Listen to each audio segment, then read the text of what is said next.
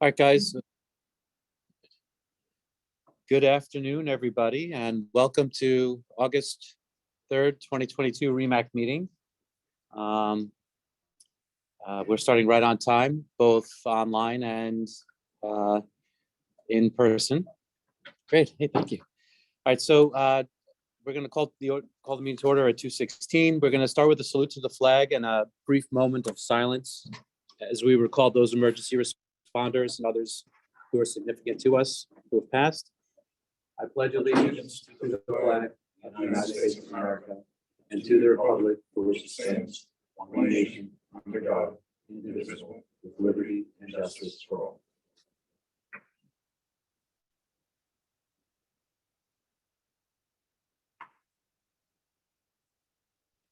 Thank you, everybody.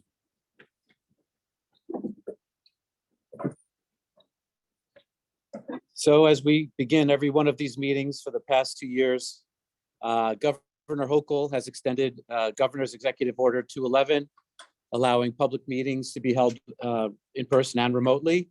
So we have the legal authority to host this via WebEx and Zoom. So that's what we're doing today. Thank you for those who have called in. Moving on down the agenda, we have for attendance, we have people who've signed in. Paul is capturing the people who are calling in. And for excuses, I've received an excuse from Ernie Herron, Dr. Gujral, and Dr. Politi. Does anybody know of anyone else that's not able to attend?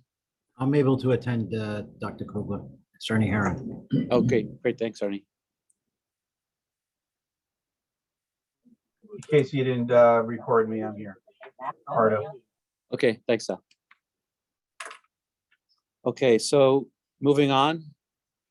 Oh, Dr. Harris is texting me. Just a moment. The REMAC meeting link is asking for a password.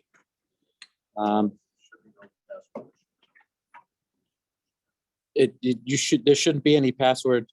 Let me, okay, There's a password on the website. It's 019511. 09511. No. 019511. 019511. Just a second, guys.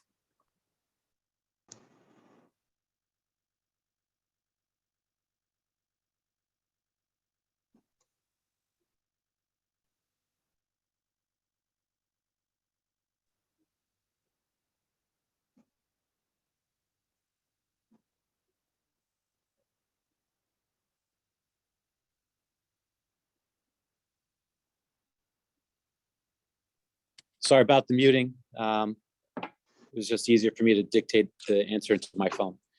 All right, and so I need a motion to approve the minutes from June 1st that were emailed out to everybody.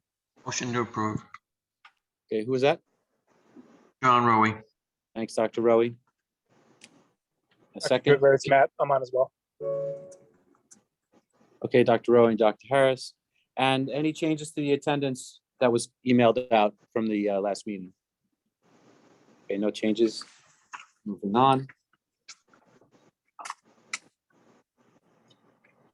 We have the wonderful list of New York State letters to read into the minutes. I think there's only 4. Let's see. EMT Christopher Kitchens of Eden, New York, EMT number 466364, was revoked effective 7/13/22 for violation of New York NYCRR Part 800.15A, 800.16A, 1, 2, 2, and 13.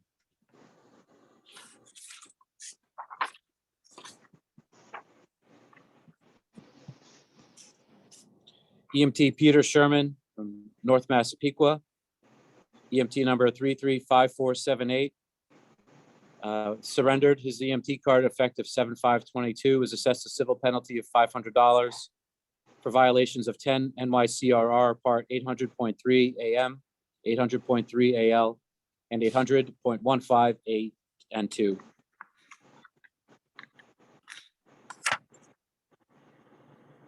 EMT Caitlin Ime of Liverpool, New York, EMT 452351, suspended for 1 year effective 6/14/22. Suspension stayed pending successful completion of 3 years probation. Must submit completion of a remediation plan as directed by the agency medical director. Assessed a civil penalty of $2,000.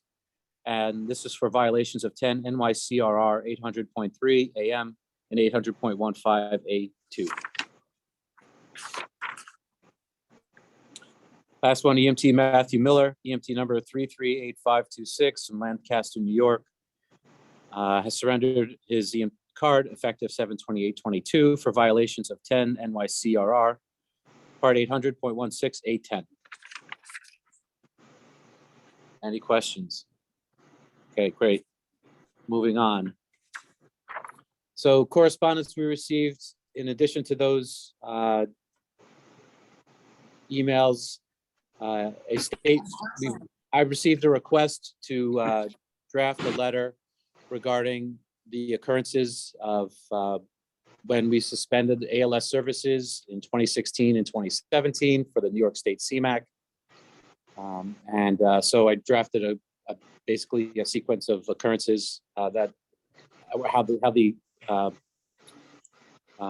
issue progressed and how this was a publicly decided decision to suspend the company, and how the CMAC stayed the suspension and then upheld the suspension ultimately for their failure to comply with New York State requirements, not regional requirements. And the suspension was held by the state, not by the region.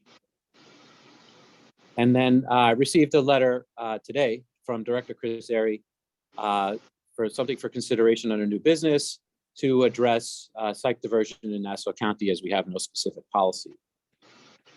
Outgoing, the Bureau of EMS asked for confirmation. We asked again, the Bureau of EMS, for confirmation of RCA ambulances compliance with the regional policy for controlled substances. Apparently, it was pointed out that we don't have a specific policy that says that. So that's a shortcoming in our policies, even though we've been using this as our policy, and it was the state policy that every ALS agency has to have a opioid. We made it so that was the floor, not the ceiling, and that every ALS agency had to have an opioid and a benzodiazepine. But I don't think we've ever codified that in a regional policy. So that's why they had trouble getting that information back to us. It was more of a misunderstanding than it was a failure of their assistance in helping us know if this agency was compliant. Again, that I sent out that email letter to Dr. Berkowitz and Dr. Doynow. Dr. Berkowitz, the CMAC representative from Westchester, and New York and Northwell EMS's medical director, and Dr. Doynow, who's the chair of CMAC. I sent a renewal letter to the Bureau requesting authority to use alternative formulary medications for the shortages, but I haven't heard of any specific shortages. If you guys are having any, let me know, because we have to give them specific medications for the formulary request. And because I didn't have any, I said thank you, but we don't have any specific ones. I was just hoping it could be a blanket. If we don't have it, could we use this alternative? But we need to request a specific item. So if your agency has a specific shortage, just let me know. I'll send a letter upstate, and that'll be that. Outgoing ID cards for the credentialed REMAC field physicians went out. Thank you to Don Hudson. And that there was a joint letter sent out from the REMAC and the REMSCO. I worked with the Chairman Mackey to help draft a letter to sort of encourage the emergency departments in the Nassau region to put forth a candidate to fill that REMSCO seat. We described the duties, and we said basically the qualifications, including that the person had to be a resident of Nassau County, because this is a REMSCO seat, and the person would have to be vetted by the REMSCO. So so far, I think we've received one applicant. So if you guys know of anybody in your department that wants to apply for the position, please submit it to remsco@nassauems.org. we'll be happy to, I'm sure Chairman Mackey would be happy to entertain another submission. With regards to reports, moving down on our agenda, we're going quite quickly and nobody's fallen asleep yet, so that's good. There's going to be a little bit of a change in our sequence. I'm going to actually yield part of my report to the protocol or policy chairman, Dr. Bramante. He has an external conflict with this meeting, and he has asked to go ahead. So, Dr. Bramante, why don't you go ahead and present your policy? Thank you, Dr. Cooler. So at the request of the REMAC, we were asked to formulate a regional EMS council policy on EMS communication, online medical control, and pre-hospital notification. As we know, the county and every hospital in the county is moving towards e-bridge at a hopefully soon but undetermined date, where all EMS providers will be required to give pre-notification via an electronic device, whether it be personal device or the tablets being used but in the ambulance themselves, rather than radio or phone communication to medical control and the receiving hospital. Attached to the policy was sent out has a graphic of what the screen would look like for the pre-hospital providers and some of the potential notifications. And then the policy basically goes through the process. So I know multiple hospitals in the county are still working on getting or acquiring funding for the GD terminals, which would be in the ED, presumably near wherever EMS triage is or a charge nurse or something of the sort, to receive the notifications. In the policy, we discuss essentially what types of notifications. Since it was sent out to the group, I've had requests for notification buttons for isolation, decontamination to be added, behavioral health, and burn. So those will be added in edits. But essentially, the provider would select whatever notification most appropriately fits, with STEMI, stroke, trauma, sepsis, and cardiorespiratory arrest being listed as high priorities. That would actually require the receiving facility to hit a notification so the crew knows it was received, as would medical control. With that, there's functionality for transmitting EKGs, transmitting other information, SLAM scores, last known well, vital signs, whatever the case may be, with the understanding that the pre-hospital providers in the field are obviously busy doing patient care and may or not be able to respond to additional information requests. So I know it was sent down. I don't know if everyone had a chance to look at it, but is there any questions or discussion? I know there was a bit of an email discussion about it. I'd like to hear what everyone else has to say.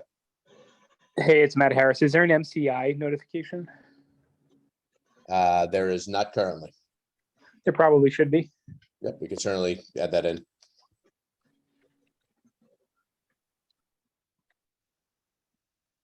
This is Josh Kugler. I just wanted to thank Dr. Bramante for putting this policy together. I think it's very well thought of and it was very well written and inclusive. I would like to add perhaps a behavioral health notification as well. Yep, thank you, Josh. So I did add that already after your email. So that is on the next set of edits. Thank you. I agree, that'd be important.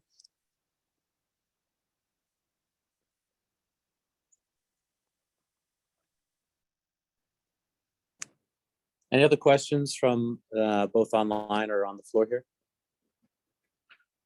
Okay, I apologize for going out of order, but Dr. Bramante, did you want to make a motion? Yeah, I would like to make a motion to approve this provisional policy, which obviously as this rolls out, we get more, get some use of it and get some more detail on it. We could always edit and change, but I think it's important to have this in place as we move forward for the hospitals and for the EMS agencies to start preparing. Still have that sentence in there that says that the ED physicians can provide medical control as well. I don't know if you heard that. Dr. Shearson is asking, do we still have the sentence in there that ED physicians can provide medical control? I actually removed that. It was removed. I agree that most of the ED providers are not actively certified in medical control, whether we're at residency or whatever the case may be. But outside of, I think, Manhasset and maybe Newmick in the county, most are not. Agreed. Okay, any other questions questions on the motion? It comes as a seconded motion from the policy committee.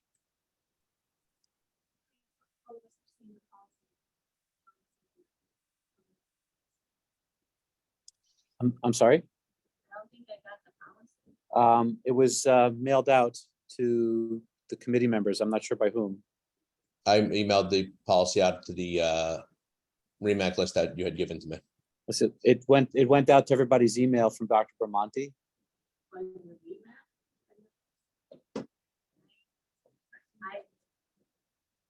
don't think I've seen it.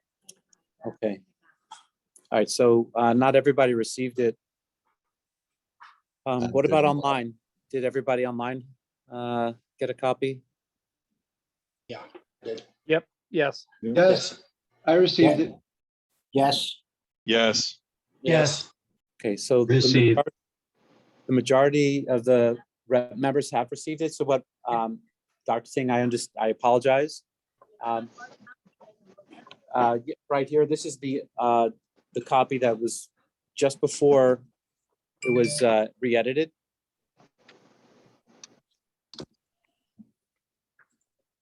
And those other items were added.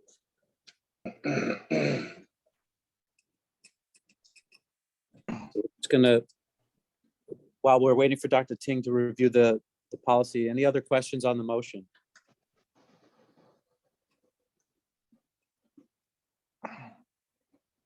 So I'm going to just keep moving on with other reports, and then is it okay if we come back to this? Sure. Okay, If I thank have to you. jump off, just let me know what it was, Dr. Kugler, please. Thank you. Okay, thank you. Yes, absolutely. So again, I want to, I don't see him here, but I was hoping we invited to the table today Chief Utero, the Chief Fire Marshal from Nassau County. He, along with a bunch of other leaders, political leaders, administrative leaders, EAB, Nassau County Police, Chairman Mackey, myself, Nassau County Fire Commissioners, and the Fire Commission representatives have been sitting at a meeting looking at the dispatch of ambulances and better situational awareness of what resources we have available so that we get the right resource to the call in a very timely fashion. We've seen that over and over again, how there could be an ambulance crew sitting in a firehouse or nearby, but the ambulance that's dispatched to an aided call may be coming from 20 minutes away, because no one knows that that crew is available and able to respond within moments. So he's been doing great work. It's been a very collaborative group. I was kind of hoping he could report out on his progress because it's been going so well, and it's been working in parallel with our Nassau County Redesign Committee, chaired by Dr. Newbert and former Chairman Diver. So you know what? I just got word that he's on his way, so that'll be great. He'll be able to give his report. The other thing is, for this body, we have other considerations, including Dr. Harris not only mentioned that for the e-bridge, there should be a button for MCI. We need to know what we're going to do with that button. What is it going to, how's it going to activate? What's going to tell everybody, right? We need to create a policy on that. We just can't say MCI because who's going to get alerted? So we need to have an MCI policy for ourselves. We know in this region, due to home rule, each fire agency, fire district, EMS unit, EMS squad has their own MCI policies and procedures. Maybe even medical control has one, but there's no formal codified one for medical care in the region. We need to define that. And I think so that's another policy that needs to be addressed. So thanks to Dr. Harris for pointing that out. And rather than starting from scratch, we can look to our neighbors to the regions to the east and west, and perhaps start with what they have and make it our own. There was an issue recently with a regional hospital going on a total diversion due to loss of power. This issue was relayed not to the adjacent emergency departments by EMS only when they arrived at the that emergency department, and the one of the providers had said, "I'm sorry, I came all this way, but this other hospital was on diversion." And an investigation ensued with a little bit of email conversation, found out that the hospital had been on diversion all day. It was on critical diversion for loss of power. So they weren't receiving any ambulances for any reason. And that bit of critical infrastructure that affected our entire system, causing ambulances to divert around this hospital, wasn't relayed to anybody. And the board wasn't updated either. So it just shows that there's a couple of chinks in our armor that we need to keep working on to fix. It's not a point the finger at anybody. It's how do we fix this to make it better? So that's something I want everybody to please think about. How do we continuously improve our system? That's what we're going on. We're looking at redesigning the system, redesigning response, redesigning communications. Director Airy. Oh, that'd be great.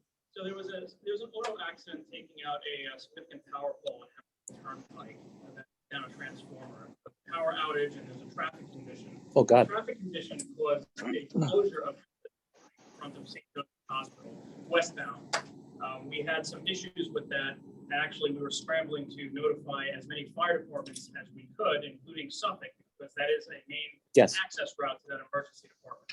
So to answer your question, they were not.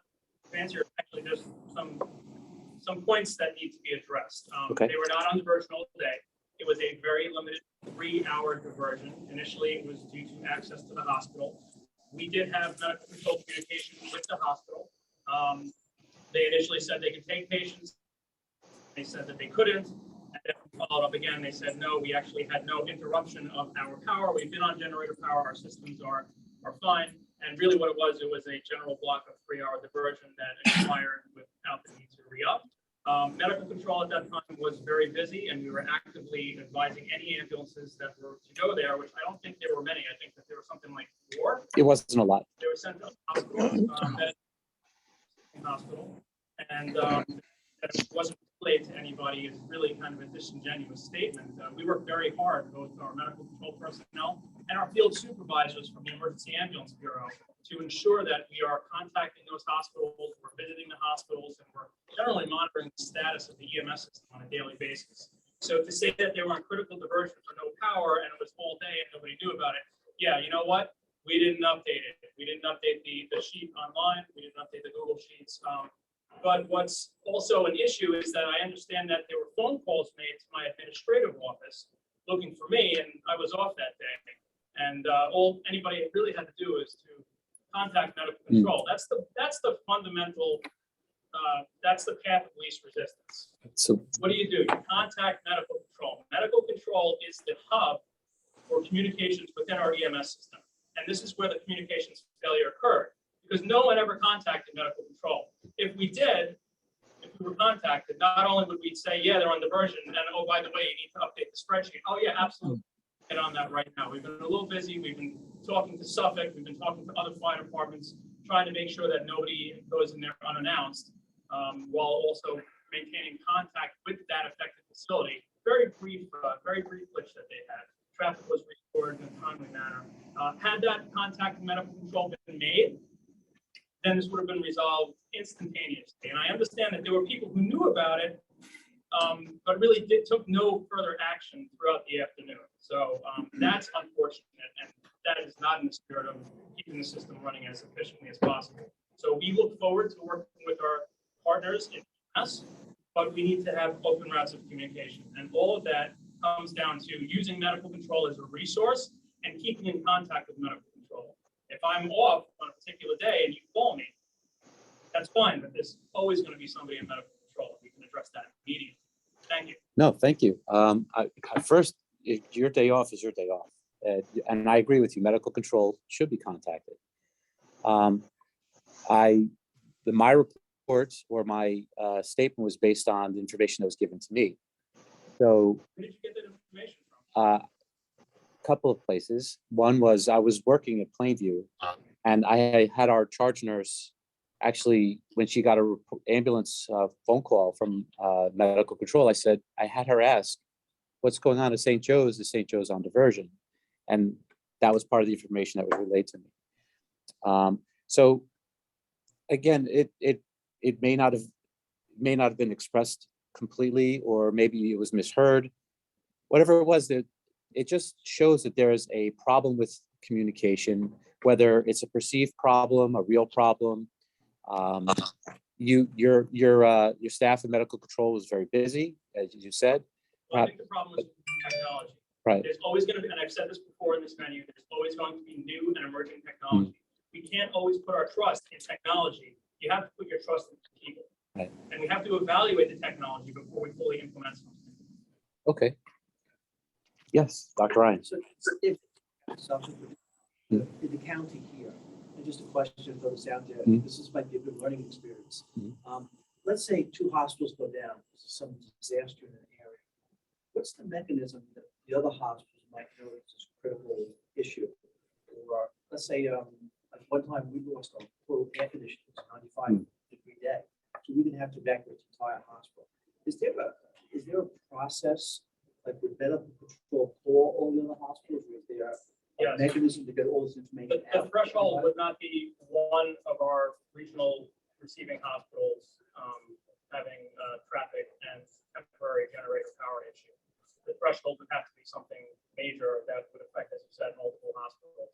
And this is something that our EAD supervisors would be actively engaged in, usually on site at that facility, and either visiting other neighboring hospitals, or we call up on the phone and talk to their partner. So let's say a hospital went down. The contact person would be the administrator of all the other hospitals. I'm just asking. I'm not. It's more of We generally call them on the notification line that we call ED. But we do have access to administrative points of contact through our diversion redirection. Great. Any other questions for Director Eric? So I do. Yeah. Who was aware and didn't communicate?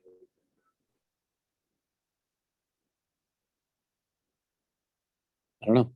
I I mean, was asking the statement. You made the statement, people were aware and didn't communicate. I think it's time to name names. Communicate. I don't know. Well, you're the one that said it.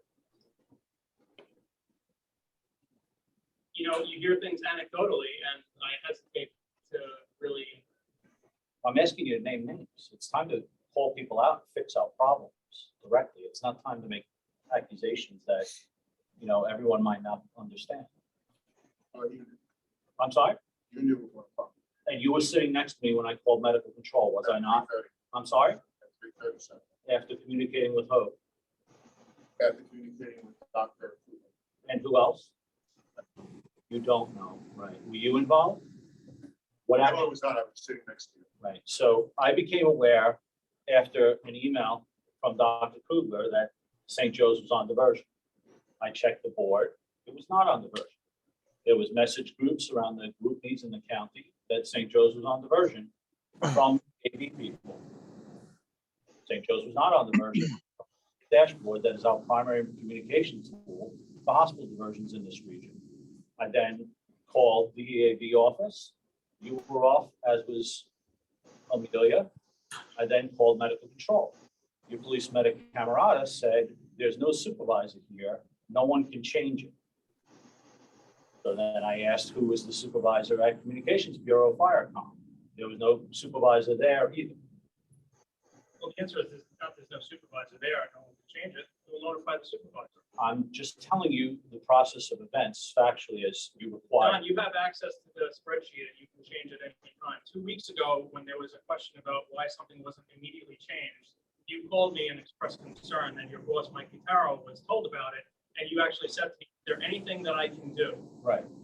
Why didn't you change this? What you could have mitigated this issue instantly if you know that our supervisors are busy in the field and we're actively addressing the traffic issues that are involved. Well, you could have taken action and you chose not to. Well, I think that that's disingenuous and it's not collaborative.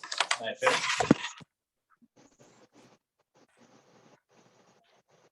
It is. take your silence as a yes. Thank you.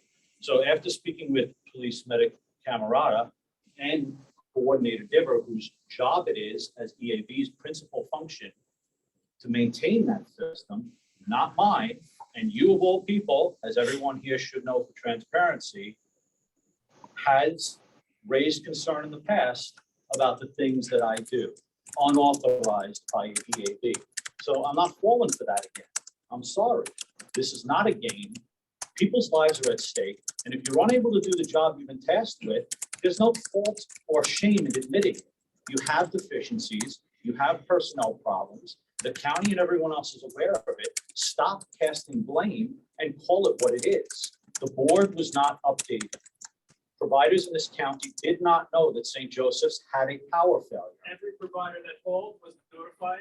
Every person that reached out to a human being was notified. Medical control did redirect a small number of ambulances, and the situation was dealt with at the hospital. But to what benefit is there to the people of this county to cast dispersions and accusations about myself, Chief Butaro, or anyone else that knew and choose to do nothing, including your coordinator sitting here, as he just admitted? You knew about it and you chose not to take action. Okay, No. I'm good. Excuse me, I'm gonna just take, right, guys, thank you. So, right. No, I agree, Dr. Ting, thank you. So, thank you both. I'm sorry, if I can just ask the question. That's fine. You can ask a question, but Whose duty is it to maintain the hospital dashboard? we've determined that it's the medical controls. Thank you. So, thank you both. This really, the summary is we have a problem with communication, and I brought it up just to point out that there's other holes in our cheese that everything keeps sliding through, and You said that there was a diversion for all day and. right. So, but I understand. I appreciate you clarifying. I was only reporting what I was told. So I wasn't, I wasn't making anything up. I was just telling you what I knew, and you had an opportunity to address it. And thank you for pointing out the other issues as well. So with that, we're moving on to the next thing. Yes, Chairman.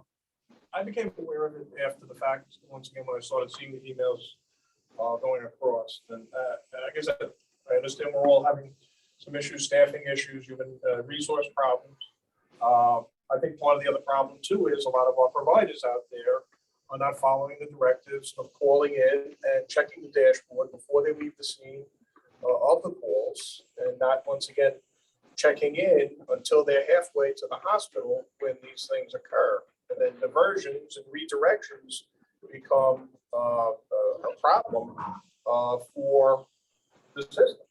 And this is where, once again, the agencies that are responding on these calls have to start calling in and have to check the dashboard before they make decisions on where they're transporting to make sure that they have the appropriate information. And the dashboard is part of it. But once again, medical control cannot be notified midstream and be, once again, redirecting these vehicles and stuff to various, it's not good. But there is a policy that's going out from Chief Otero's office. That is part of the other problem. So it's a system-wide problem. It's one of many. We're having issues. Right, one of many.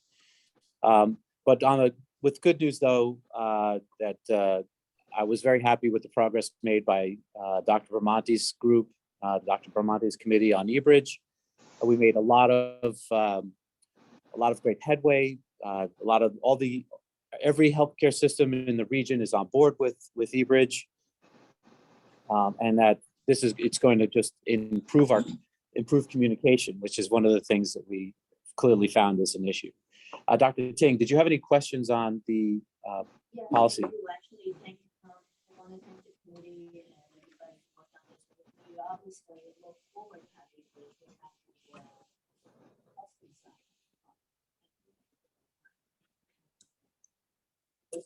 working on this.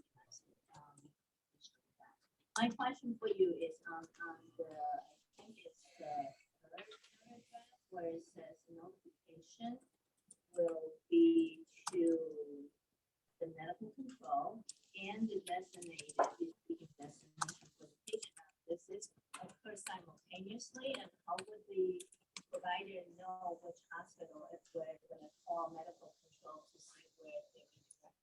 Well, they'll have to view the diversion board first, see if that hospital is open. And then they'll make the selection for the receiving facility and medical control.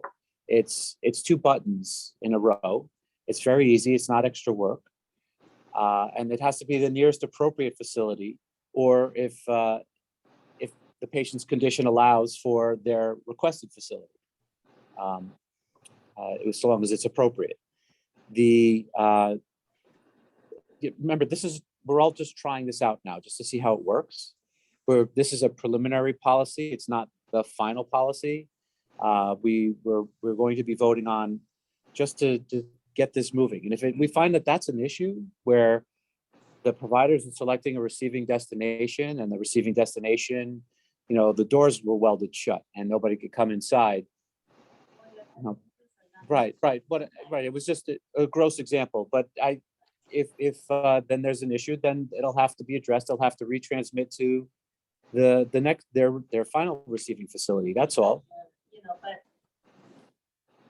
we're all halfway there. Right. So That's where we're starting. I understand, but it happens now. I mean, I'm still a volunteer. The people that are in the back of the ambulance, sometimes when I'm driving, are calling the hospital when we're on the hospital doorstep.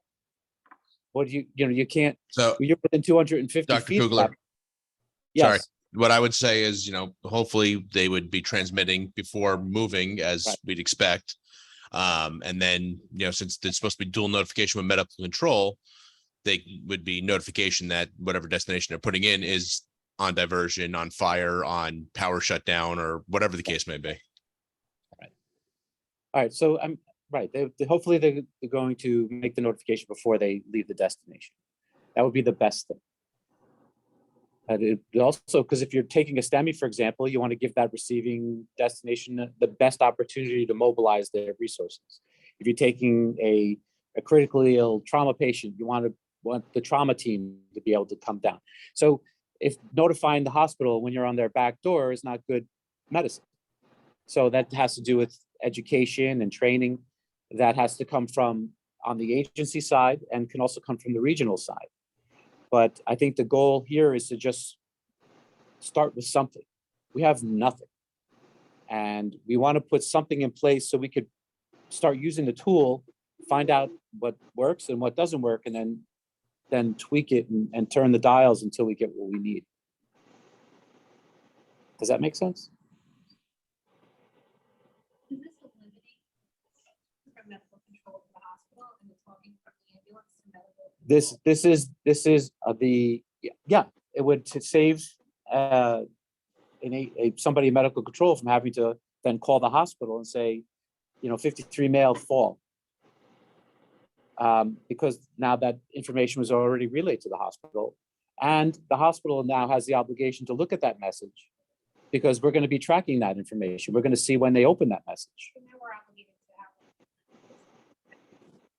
a clinician of some sort, a nurse or something. However you choose to, some hospitals may have a clerk, some hospitals may have a nurse, some hospitals may have the trauma doc, some hospitals may have the acute care doc. It depends. It depends on, it's very facility specific, and that's why we're not telling the hospitals how they're going to set up their end.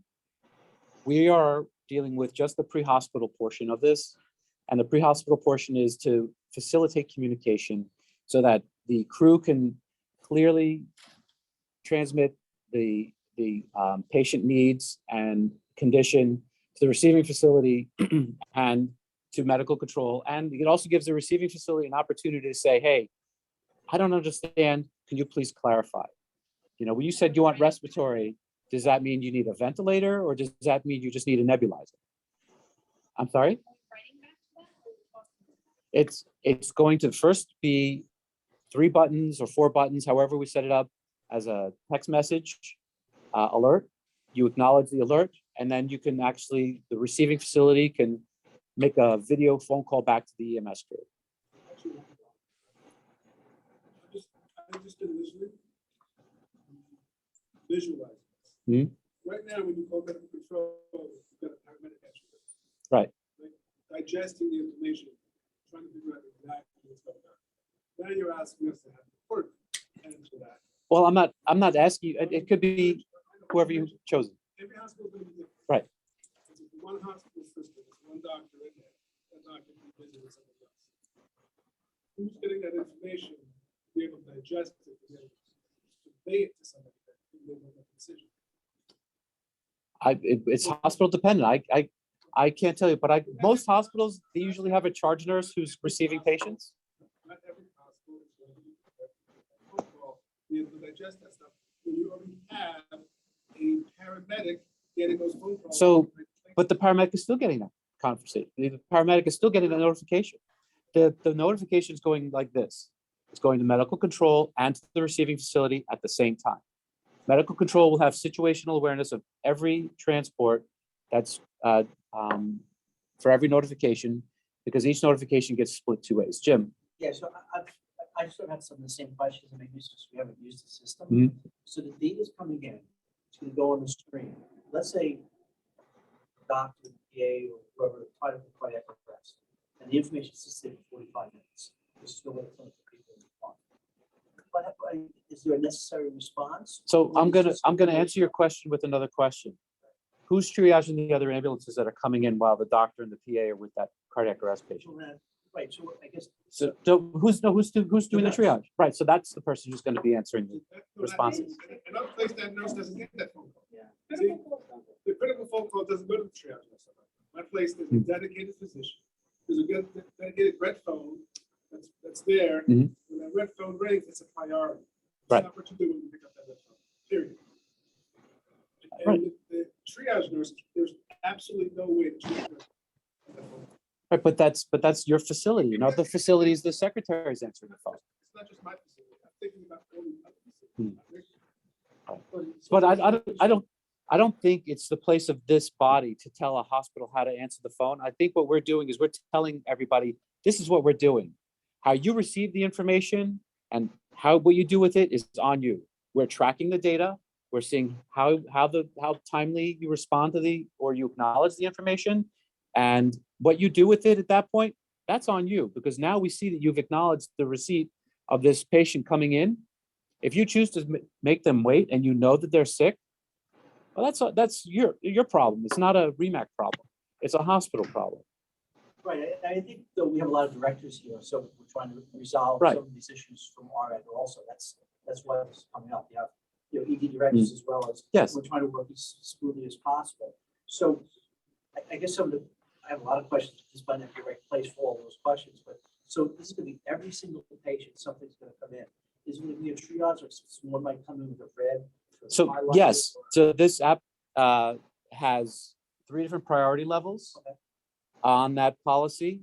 There are certain things that are priority 1 or red alerts that must be acknowledged. If you don't acknowledge it, it actually makes a very loud siren. And then there's low priority calls, which there's just a little indicator light saying that the person's coming. Now, if someone doesn't respond. It's just going to keep sounding the alarm. Let's say it's until a low priority. Uh-huh. Let's say people respond to the noise, but let's say 5 calls come in, triage nurses triage, and the docs have a cardiac arrest. You guys will still everything will move as it would have moved before. There'll just be information that no one picked up. Is that correct? Correct. And it'll be there for when they have the opportunity to pick it up. Okay. I'm just trying to understand the Right. process. So this way, when the EMS crew gets there and they say, well, we made a notification, and the receiving facility says, well, no, you didn't. We have proof that the EMS crew did transmit that notification, just that the receiving facility just didn't receive it. Yeah, just because in this day and age, anybody can imagine anybody in medicine would be too busy to. Of course, we're multitasking as it is in the ER, and there's cognitive overload 100%. Now, you're the research guy. We get interrupted every 15 seconds or so as clinicians. This isn't something that the physician should be primarily responsible for. It should be a team of people looking to do it. But if that's the way your system is set up, then and you have the resources to do it, that's fine too. But I'm not telling anybody in any hospital how to run their ER, how to answer the phone.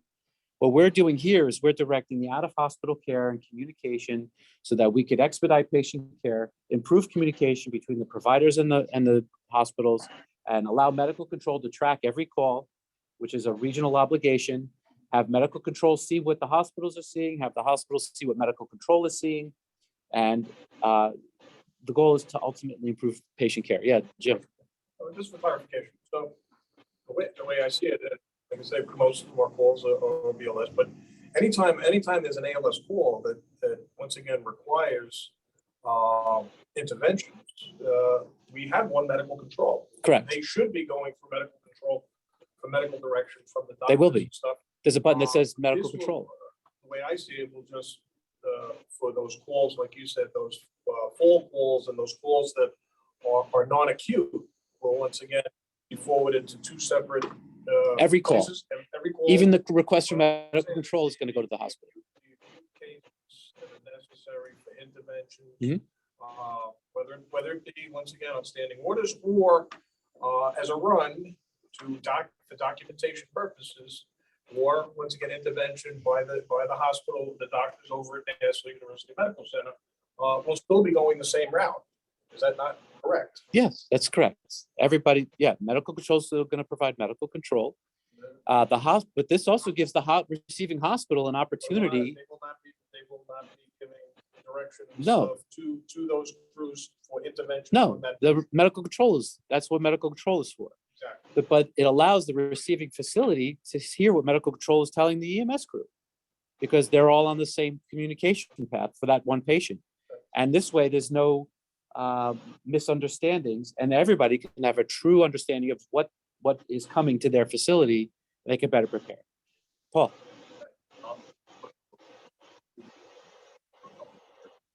Definitely has some great advantages, depending on the use.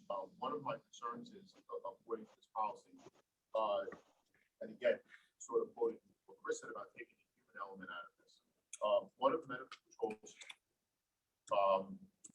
sort of responsibilities is sort of an overview of calls. Now, what are we going to do when we get the call that ends up being on Human or some other blood thinner that needs to go to a trauma center that is being directed to? Let's just use the obvious, okay? Agency A is going to claim to you with the person that fell is on blood thinners, and you really should be going to Huntington instead. Well, they go, they make a notification of a person fell, and they never update that information, and they show up at your door, and now you have a trauma there that you really can't handle. Is that going to be some issue? Or if we're able to backtrack it and find out about it from a medical control point of view, can we pull back that notification from Plainview and then say they're going to Huntington? Now we're talking about making phone calls to adjust this, or That's part of the growing process. I don't know. I don't think you can. Right. I don't think you could pull anything back, but I think you could notify Plainview saying, we're redirecting the ambulance to a trauma center, and then forward the message to the trauma center. Right now we have a policy in front of us. So I'm just going to move this forward at this point. We have a policy in front of us. We have a seconded motion to approve this provisional policy to begin using eBridge in our system. It's not anything other than a provisional policy so that we can then move forward and adjust it. So I think we've had enough discussion at this point. If we have questions on the use of the software, we have questions on the applications of it that we could discuss offline. Robert's rules, we have a policy on the floor, we have a motion on the floor, we have to address it. So we've had some discussion. I'd like to move along with the vote. So of the voting physician members, if we need to, I'll do a roll call vote. I prefer not to, but I'm going to do it anyway. So just to approve this provisional policy that was put forth by the policy committee on the use of eBridge. Dr. Barrios? Nay, thank you. Dr. Booton? No, okay. Dr. Bramante?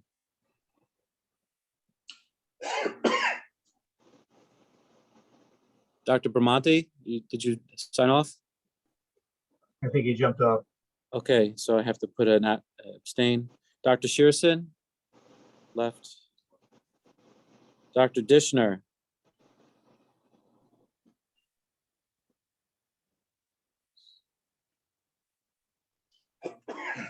Okay. Dr. Gujral is excused. Dr. Harris.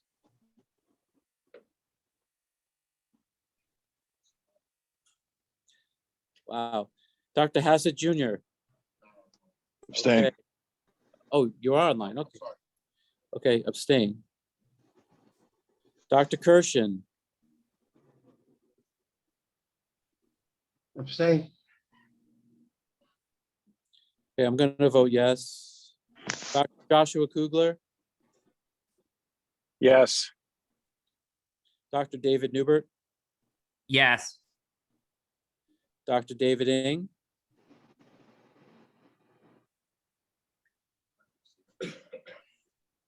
Okay. No vote. Dr. Sal Pardo. Yes. Dr. Vic Polides excused. Dr. John Rowe.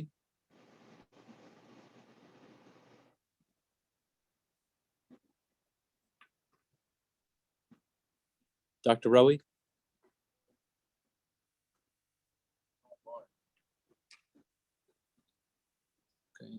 I'll leave a box open. Dr. Ryan, I think I'm abstaining. you're going to abstain? Okay. Dr. Jatinder Singh. Dr. Singh?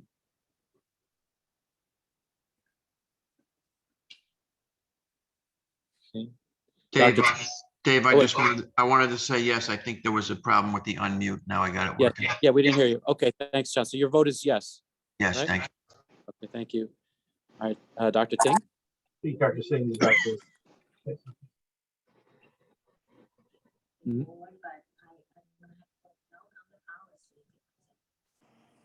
Okay, that's fine. And that's why we're here. We're having this vote and this discussion. Okay, Dr. Zazo? Yes. Okay. And Dr. Singh, were you on? Did I hear you? Yeah, actually, I got disconnected. I'm not sure where we left off. I got disconnected. We're voting on the e-bridge policy. Yeah, that's fine. That's why the. Okay, so let me just count the votes. No. You could, Nope. Dave, this is Neil Kirshen. You could change mine to yes. Neil This is Kirshen, Kurt Dishner, yes.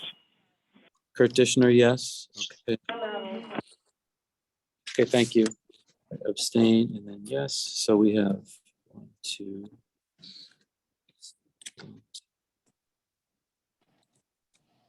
3 more votes. We have 1, 2, 3, 4. Abstentions. 1, 2. Yes. 1, 2, 6. Okay, so the tally of the vote, just so that everybody can see, if you can see it. Closer. Further back. Okay. All right. Thank you. It's 3 noes, 4 no votes, 2 abstentions, and 9 yes. So the motion passes. The provisional e-bridge policy is passed. There's a majority of the members that voted. All right, so thank you, everybody. It was a great discussion, and there's a lot of good concerns. I think it's going to be causing a lot of growing pains. And as we move forward, we'll probably even have more questions and more concerns. But it doesn't mean we're stopping here. It just means this is where we're starting. Okay, so I'm very happy about that. So moving on, I want to get back to part 2 of my report, where we have a new person sitting at our table today. Chief Utero from the Nassau County Fire Marshal's Office. Chief Utero is the Chief County Fire Marshal, who's been leading the parallel committee for EMS redesign in our region. And I have you down at the bottom giving your report last, but I'll let you, I've been skipping around anyway. I may as well let you give your report first. Okay, I don't exactly. Just tell us what you've been doing with the committee. Basic update. Yeah. We've had several meetings. I'm sure you've heard some of the reports. The meetings came about, the Fire Districts Association of Nassau County approached the county executive's office in the county ledge. Chairwoman, Denise Ford, who runs the public safety section of the legislature, about the problem of coordinating. The county executive then called in multiple players in the operation. PD, Commissioner Ryder was there. I was asked to attend. We then had leaders of the Fire Commission attend, who's the Fire Advisory Board for Nassau County. We had Don Hudson was brought in, County Ledge Affairs, the CSEA, the unit is Chris Callender, the unit for not for EAB, right? He is. And several others. I don't have all the names in front of me. There was about 15 people in the meeting. Went around a couple of different ideas, concerns. There was a lot of unique concerns that were brought up, but that were based on guys' personal fire department views about what was affecting them. I feel that there was a dubious honor. It got made chairman of this committee, which has been it's been a lot of work, and it's been a lot of back and forth. And I will say there's been a little bit of progress, but not a lot of progress. There's been a lot of pushback from a lot of agencies. I've had a lot of problems with the fire service pushing back on it. There's a lot of blame game going on that fire service wants more from EAB. EAB doesn't have infinite resources. The county definitely, we've identified, has to add staffing to EAB, but adding staffing to EAB is an issue as well because the starting pay is not exactly a recruitment tool and is causing them not to be able to recruit more people. Their staffing in posts has grown slightly over the past 25, 30 years, but not enough to keep up the pace. So we find ourselves behind and not being able to catch up that fast. And of course, when you want to do certain things in any government, but especially as the higher up you go from fire districts to villages to towns to the county, it gets more difficult. So there have been problems identified. We did put together what we called, it's an EMS resource board for the fire service, where the departments call in to state that they have a paramedic on duty, a paramedic and a driver, a duty crew, a standby crew, whatever it may be. More so for situational awareness, but in true fashion, from being a 33-year member of the volunteer fire service, they spun it in the ways that they chose to spin it. Some of them thought of it as a positive idea, and there have been departments that have put their names up on this board. Others thought, even though it was never stated, that their ambulance would be taken from their home base and sent to a neighboring jurisdiction or a jurisdiction across Nassau County.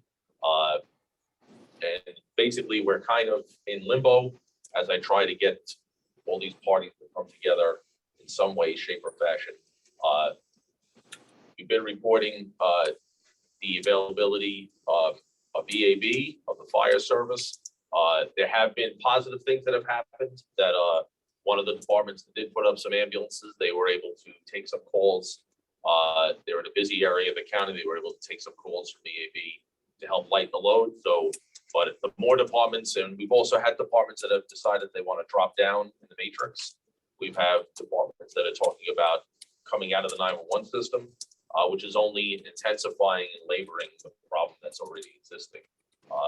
The average layperson that views this stuff, I think, would be extremely frustrated by what they see, because you have a stressed emergency ambulance bureau right now that doesn't have infinite resources, and unfortunately through attrition and other things to an extent that are out of their control, there's ambulances that are down mechanical, there's ambulances that are down staffing wise.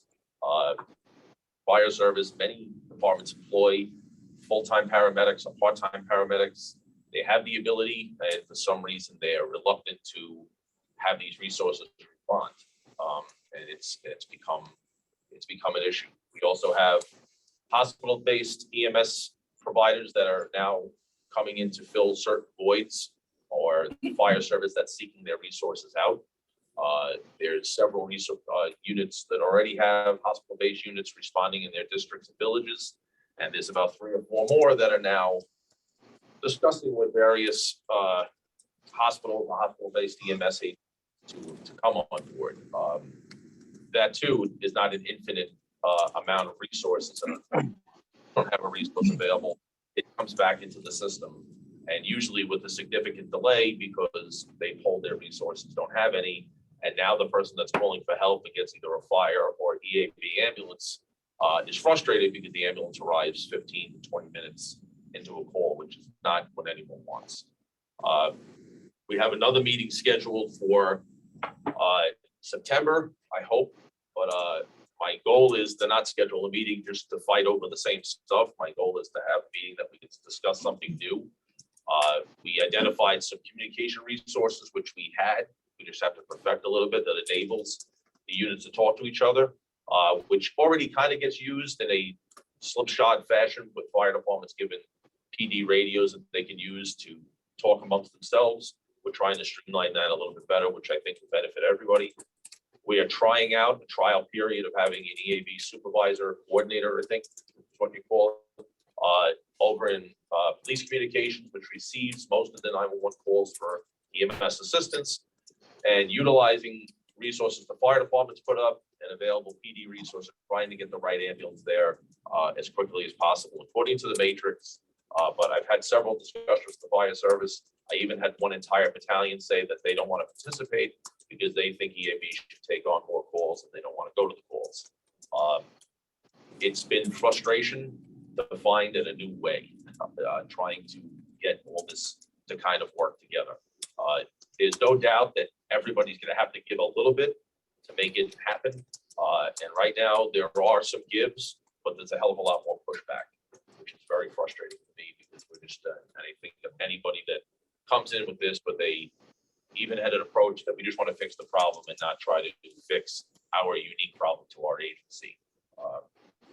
The other things that are positives, we've come up with a communication tool that will help with EAB and the fire service, the system that Firecom has, which is a new dispatch system, which is internet-based.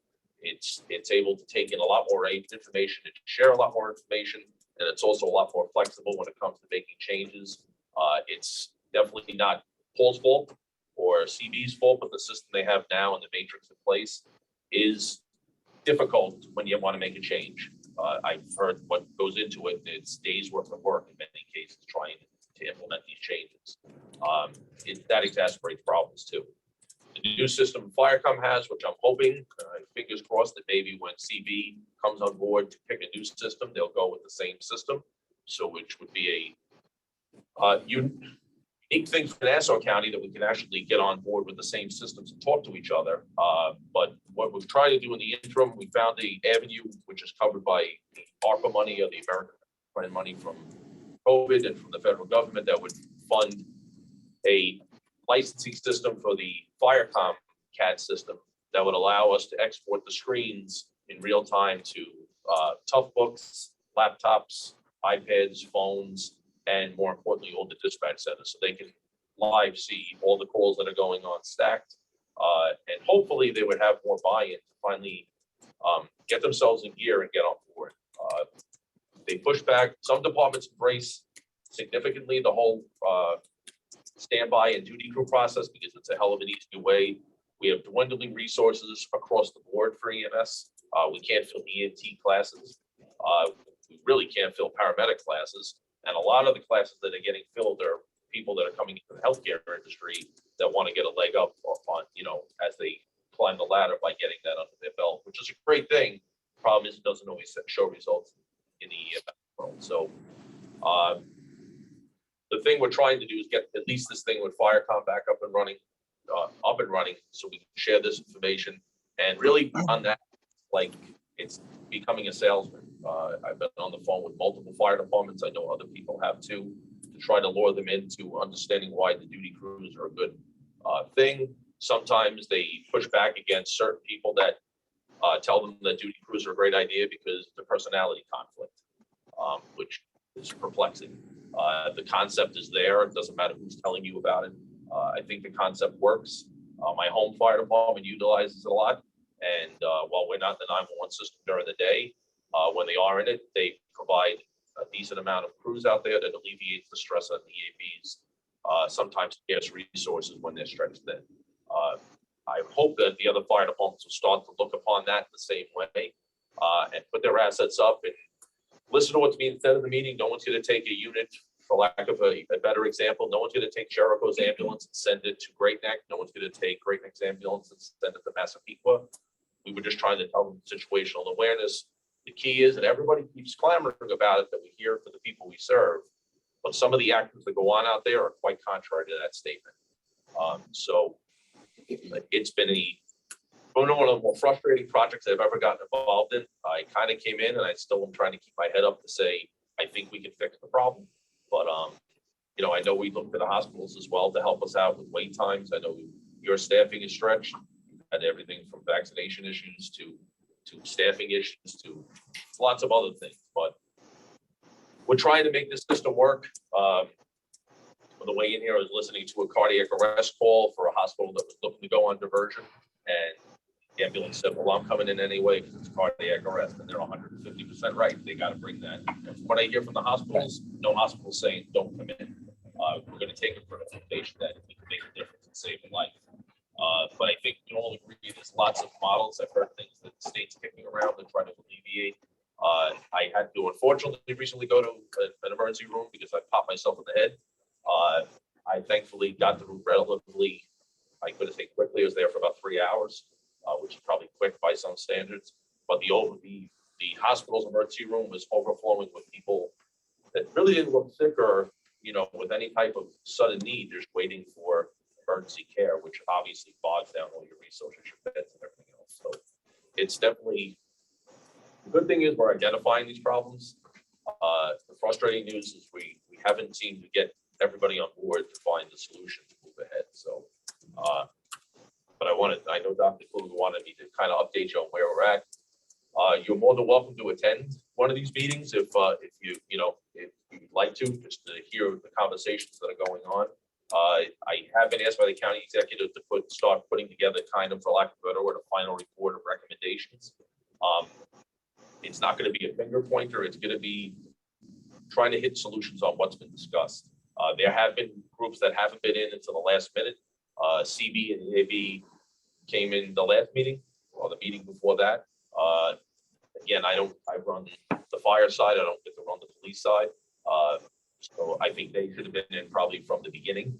They weren't, but we have tried to make up for some lost time. I've met with Chris several times to go over a couple of things.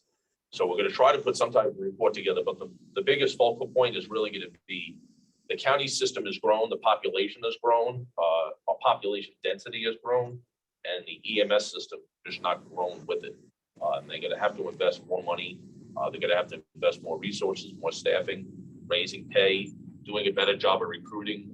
The FDNY, Stony Brook, other agencies are pumping up their lowering factors of salary and are luring people into their programs, and we're kind of staying flat. And, the fire districts are luring more people into their part-time and full-time paramedic programs, for the county staying flat. So we have to get ahead of the game, get more people involved, and try to get the fire departments that are hiring these techs to get into the system. We have departments that have paramedics on duty, EMTs, drivers, and for some reason they're not in the 911 system. It just doesn't make sense. So from a taxpayer standpoint, they'd be frustrated to know that they're not receiving 911 calls.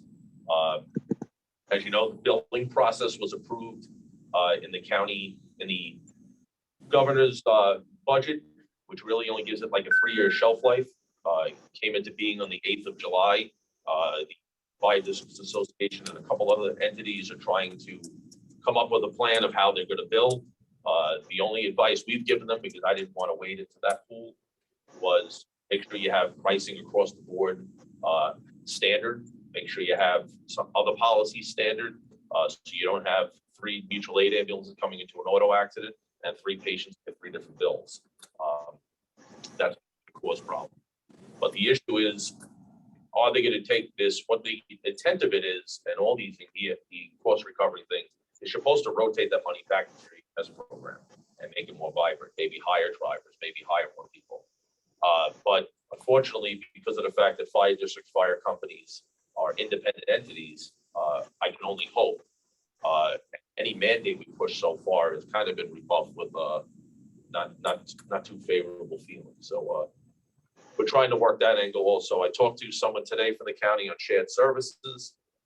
There's some funding and matching funds out there for putting programs together to get this building process off the ground, which I'm going to approach fire district about, let them talk to this deputy commissioner from shared services in the county.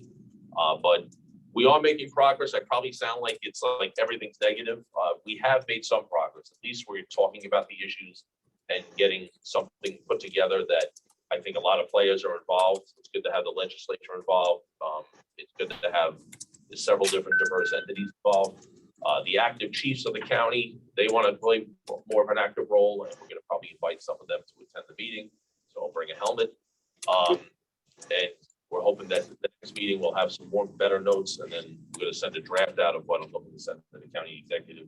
I want to make sure, while everyone may not be in 100% agreement with what the notes we're putting together and recommendations, I at least want to have them on board to say, you know, we agree that this is a problem that we have, and these are some solutions we can do to fix it. And hopefully we get there. The system is definitely, I think you probably had previous meetings to discuss it. It's definitely teetering on a brink that it's gonna fail. It's unless thinking and change ways and change ideas, and definitely fusion of resources, you know, both staffing wise and ambulance wise. So the Blakeman administration seems to be, they got the ambulances fixed when they went outside of the county garages, I believe, to get them fixed, which is something they've never done before, which was a positive.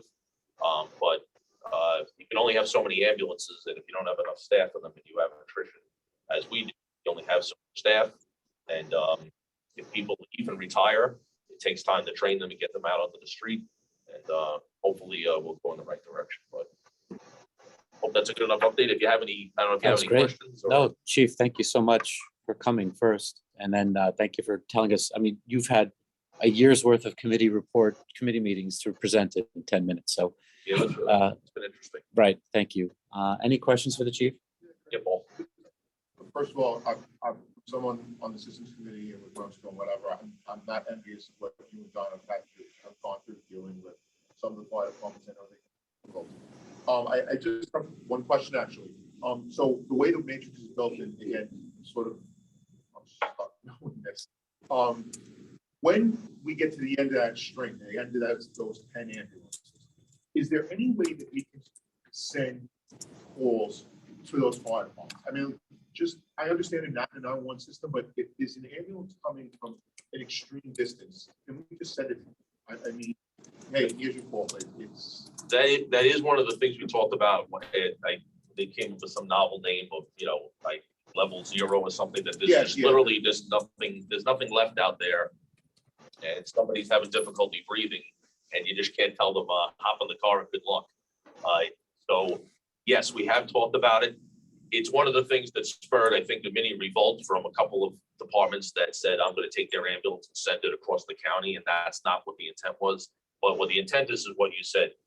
There are departments that I know have the availability to get an ambulance, or possibly at least muster a crew if they try. And the idea is that if, you know, we've hit a point that we have no ambulances left, and I think it's our duty as, whether it's police communications or fire comm, that we have to notify the Westbury Fire Department or the East Meadow Fire Department that we need you to respond.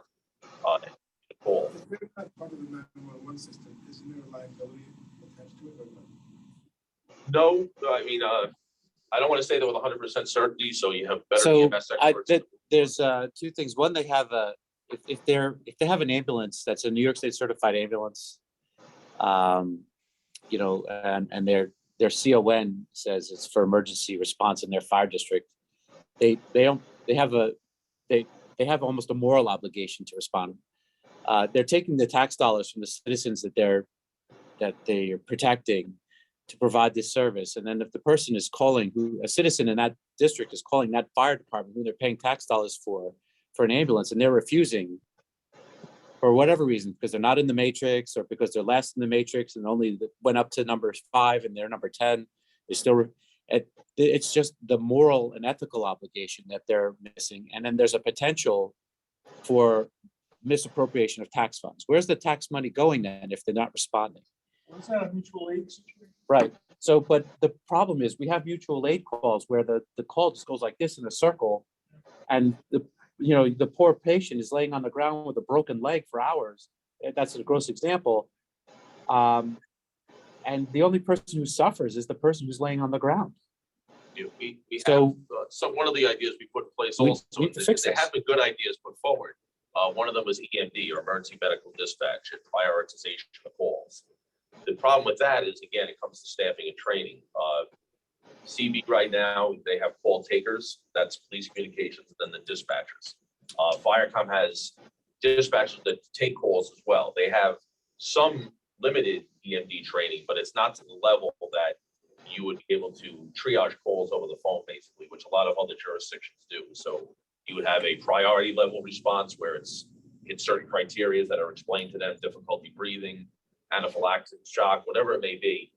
And then you have the twisted ankle, the I'm not feeling so good, I haven't been able to get out of the chair today, it's a sick female, whatever it may be. Things that are maybe, say, a lower priority. That would also enable us to make sure that the right resources are getting some places quicker, and then you have time to get to other calls, because the person with the broken ankle, unless there's some extenuating circumstances, they might be able to wait a little bit. But right now, unfortunately, again, we have to increase staffing. And that costs money too. And it costs money. So because those EMD processes are proprietary, and it costs money for training, credentialing, for owning you could either have a manual flip cards, or you could use electronic software, web-based software. It all requires training and ongoing in-servicing, quality assessment. It's a whole service line. It's a whole human being just to do the quality and education and training for one agency. But that's the downside. The plus side is the EMD has been studied.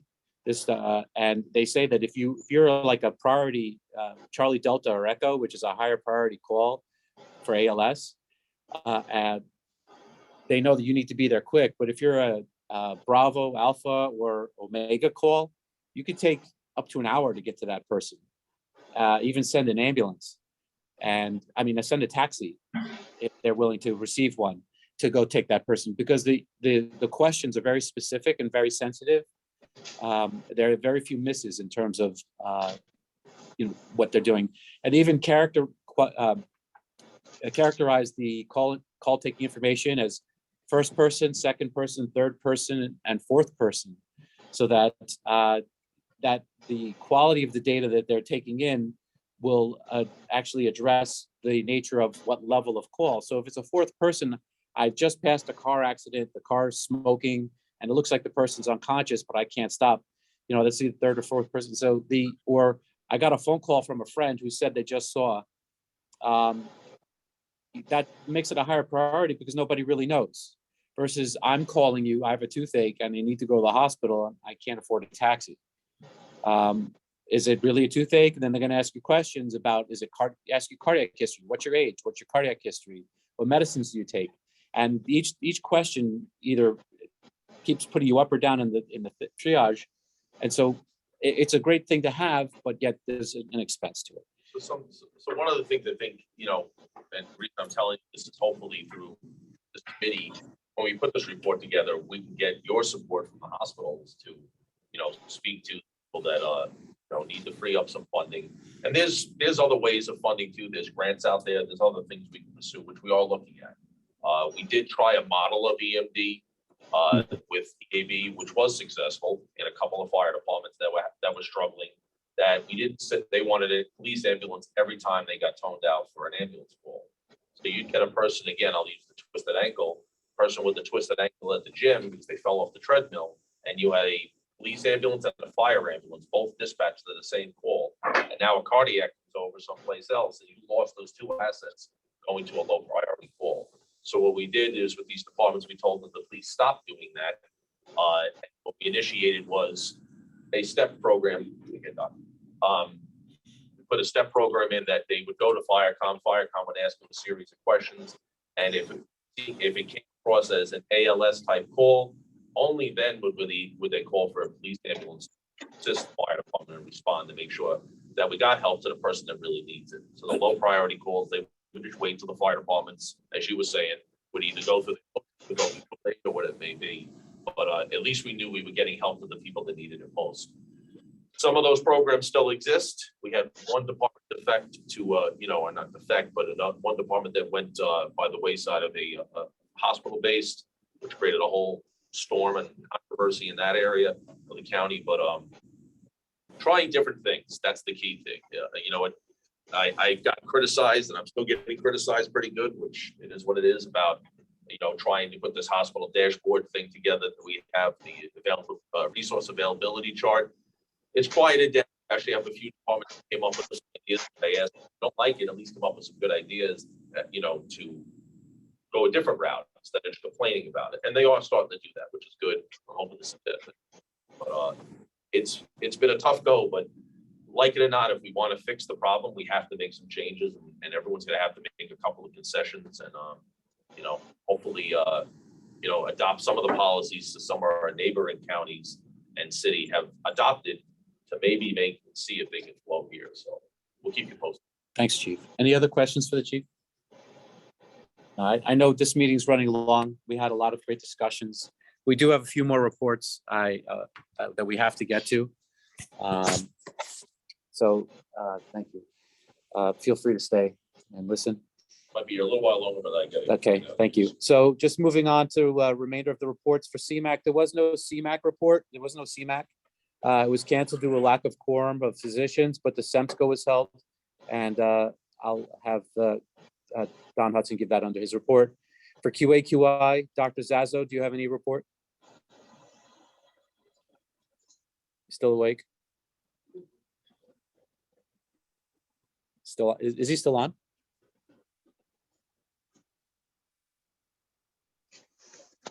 Okay, I guess he fell asleep. Okay, so no report for QAQI. Again, please, if you guys have any quality issues, please remember to send those into Dr. Zazzo, myself, and at Remsco, to the Remsco email address. Dr. Newbert, are you on? Hi, Dr. Kugler. Great, so we have to get from you the RSI committee update. Yeah, I have two very quick reports. RSI has been going well, but because of schedules, we've not had a chance to meet up with the doctors that are engaged and would like to do it. So Don Hudson and I are working on that, and we will be having a meeting at some point in the next few weeks, and we will have a full report after meeting with those doctors for the next REMAC.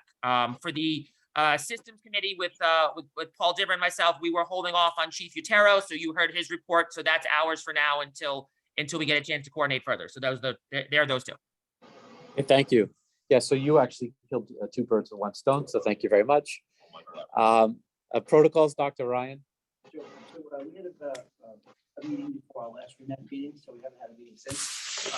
However, it seems there's a few issues that are coming up that possibly discussed. So I think we're going to have another meeting sometime probably next month or so. The last meeting was very poorly attended. It was just Dave and I. So I think there might be some communication issues. I'm not sure we have an updated list.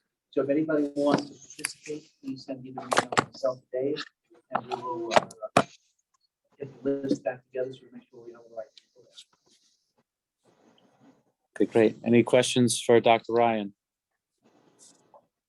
Okay, careful, you're gonna actually have to see me. Sorry about that, everybody. So meeting coming up.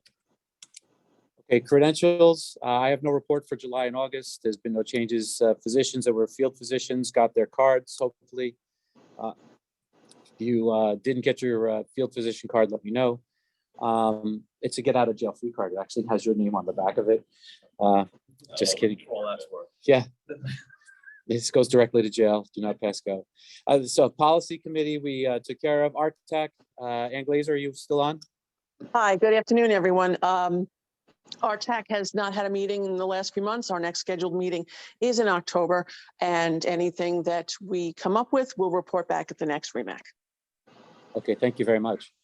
And if you hear anything sooner, please let us know and we'll share it with the group. Thanks, Chief.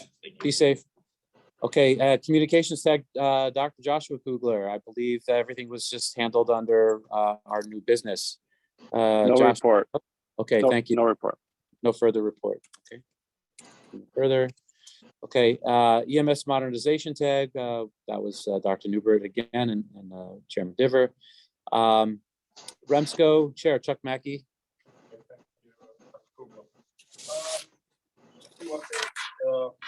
On the program agency with New York State, we still don't have a firm idea of what's going to occur. Since we've been a program agency for up to 2 years. We're still waiting on them to get back to us whether the county council once again can undertake establishing a program agency or whether we will be forced to go with an additional agency as they re-up for 2 more years. There's supposed to be an online meeting at some point in the near future to further discuss this. There's been some changes to the way the grants for the program agencies are being taken care of. The grants gateway is once again being taken out and replaced with another type of platform with that. The East Norwich Fire Company update, the last meeting with the Remsco was brought up. A letter was sent to the East Norwich Fire Company regarding their changes in the matrix involving dual response.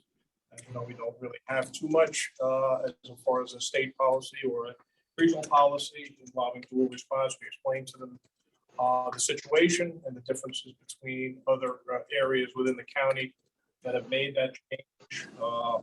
I also attended the Fire Commission meeting a week and a half ago, and it was brought up in forum.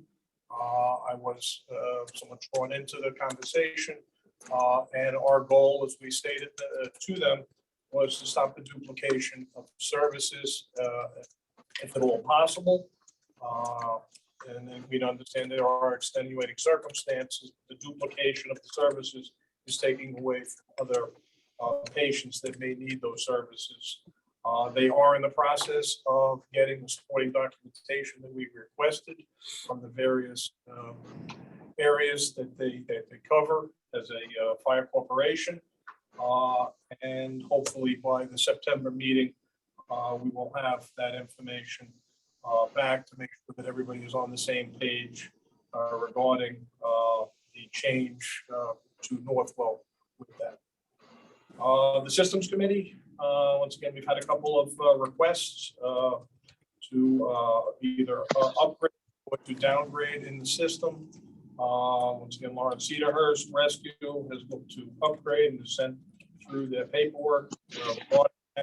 And we've had the Williston Park looking to downgrade in the matrix as well. So Paul, chairman of the Systems Committee, has got most of the information. We're waiting on some additional. There will be a meeting forthcoming, hopefully before the September Remsco meeting. As far as membership, once again, we've had a couple of resignations over the past 2 months. The volunteer ambulance corps seat, as well as the emergency department nurse manager seat, has become vacant through resignation. And once again, we have gotten a response back from the volunteer ambulance corps to fill those vacancies, and that has been sent to membership. And we've also gotten one application from one of the nurse managers here in the county requesting to be appointed to the nurse manager seat. That has all been sent to Tom Durfee on the membership committee. We're waiting to see if we get a few more in there so that they can make recommendations to the council at the next meeting. The county executive, the administration has been sent an additional email once again to try and fill the seat for the county executive seat that's been open. They are working on it. They sent me a reply back regarding that, and hopefully we'll have something back within the next month regarding that. We brought up once again, we're looking to get more data. Once again, a lot of the information and stuff that we have,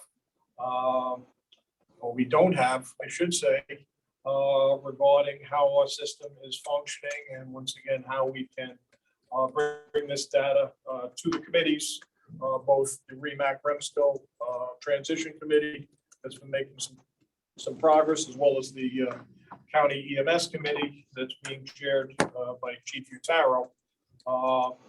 Once again, we're looking to gather a quarterly data report to be placed online to gather some of the information that we're not currently getting through the QA/QI process. I'd also once again asked that we look to expand the QA/QI committee to assist Dr. Kugler as well as Dr. Zazzo with once again quality metrics and response oversight, so that we can gather data and stuff to be presented along with whatever reports are going in to the county executive. I think it's very important that it be data driven with that. As far as the council is concerned, CPA Bentiventi has been working on the tax returns for the council for 20 and 21, and will be processing the 2021, 2022 tax exempt status or tax forms to be sent to the state. And once again, he has fixed the tax exempt status issue that we had regarding the council. The award ceremony video from our award ceremony, May 21st, has been completed. It's currently being edited and hopefully will be up online. Once again, we will be getting copies out, especially to the family of Dr. Costas Lambro, for those two separate ceremonies that were held. Once again, thank you all to all those that assisted with that. We have also submitted a article to the National EMS Journal to be printed, and it's in for review right now. I contacted them a couple of weeks ago. They're getting back to me, as well as the Journal of Emergency Medicine, once for all of his contributions to our EMS system here, not only in Nassau County, but across Long Island. And the last thing, once again, the next REMSCO meeting is scheduled for Wednesday, September 7th at 2 p.m. at the Public Service Center here in Westbury. I would encourage everybody to, once again, come in person, or once again, it will probably, due to the COVID restrictions and other issues, once again, be zoomed out as well for the public to be able to express their concerns and any questions that they may have. And that's it. Thank you very much. Oh, thanks, Mr. Chairman. Yes, please. On the program agency, at the last REMSCO meeting, I thought that we had a hard July 31st deadline to make a decision, and that we were going to have to choose one of the other existing program agencies to have them take over the work, and they would basically be charging the state for the work, and they would handle all the paperwork, and then our deliverables, and then they would receive the money from the state. That's grant money. Was that at this stage? Like I say, I was kind of out of touch for a couple of weeks due to, once again, illness. I apologize. But I'm just saying, at this stage, once again, I believe through the state, when Dawn was upstate, there was no distinction made as to what the outcome of the financial considerations for the county. Or I'd really like to get a committee together to once again formulate that once we have from the state what the deliverables are and how we can go forth, whether they're going to allow the council to be funded for the work or not, has not been decided as far as I know. If anybody has any other information and stuff on that, but that's what I've been led to believe.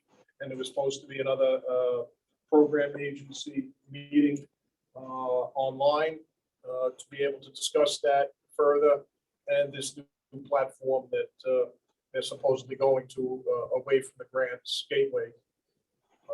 That's my my information that I've got from the state. I just wanted to make sure that we didn't miss some sort of deadline. No, there's nothing that I've sent a couple of emails to, and like I said, I haven't gotten any emails back since April and stuff from the director of state or anybody else from BEMS regarding that, including the people that are taking care of the financial portion of that. I know there's been changes up there as well with the people running that, so that part of it. Hey, any further questions? Okay, great. What about online? Anything? Okay, EMS coordinators report. Don Hudson. What's going on, guys and girls? So from the regional county coordinator level type thing, there was, I mean, it sort of fades over into the state council also, so forgive the crossfade here, but there's agency renewals and inspections that went out to all agency medical directors and EMS managers. More of a FYI, the state's back in business. They're going to be coming doing inspections, checking your vehicles, which they've been actively doing in the field, but more specifically coming to your agencies and doing full audits of everything from OSHA manuals to compliance to BBP policies and the like. So, you know, the state Marrow office, the Metropolitan Regional Office that oversees Long Island, is down to only 3 people. All 3 of them over the course of the next quarter or so will be pitching into doing these field inspections. So it will be slow going. They reached out to us and just wanted a point of contact at each agency. Thankfully, as you guys all know, through the efforts of the website and everything else that's changed in the last few years, we now have. So that was forwarded to them to schedule these things and, you know, be able to tell an agency, hey, we're going to be in town next week. We're going to come see you Tuesday.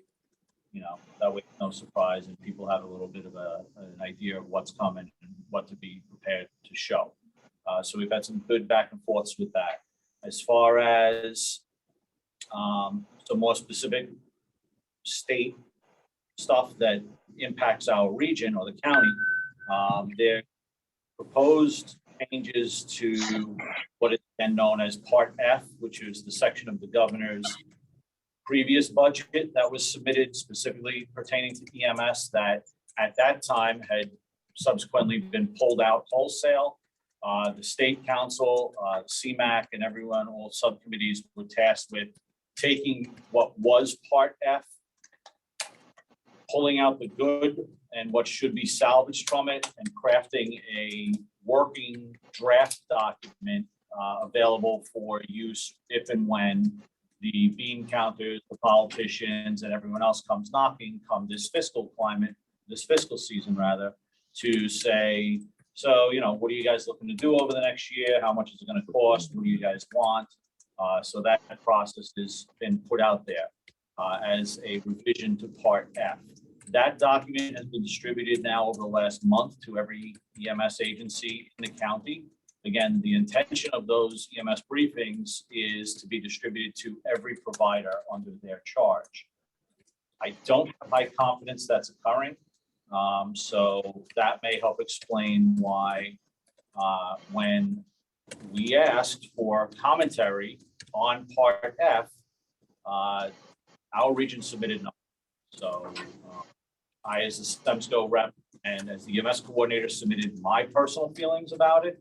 But again, without the engagement of the people that we are all elected and supposed to serve, it's very hard to move things forward. So if you are distributing those and talking about them, and you know, I'm in daily contact with a number of agencies and providers, and everyone seems to have my email, which is fantastic. So if you're part of the solution, thank you for what you're doing. I know it's not always easy, but to those in this room and those listening online and those that, you know, are doing what we do day in and day out, thank you for doing it.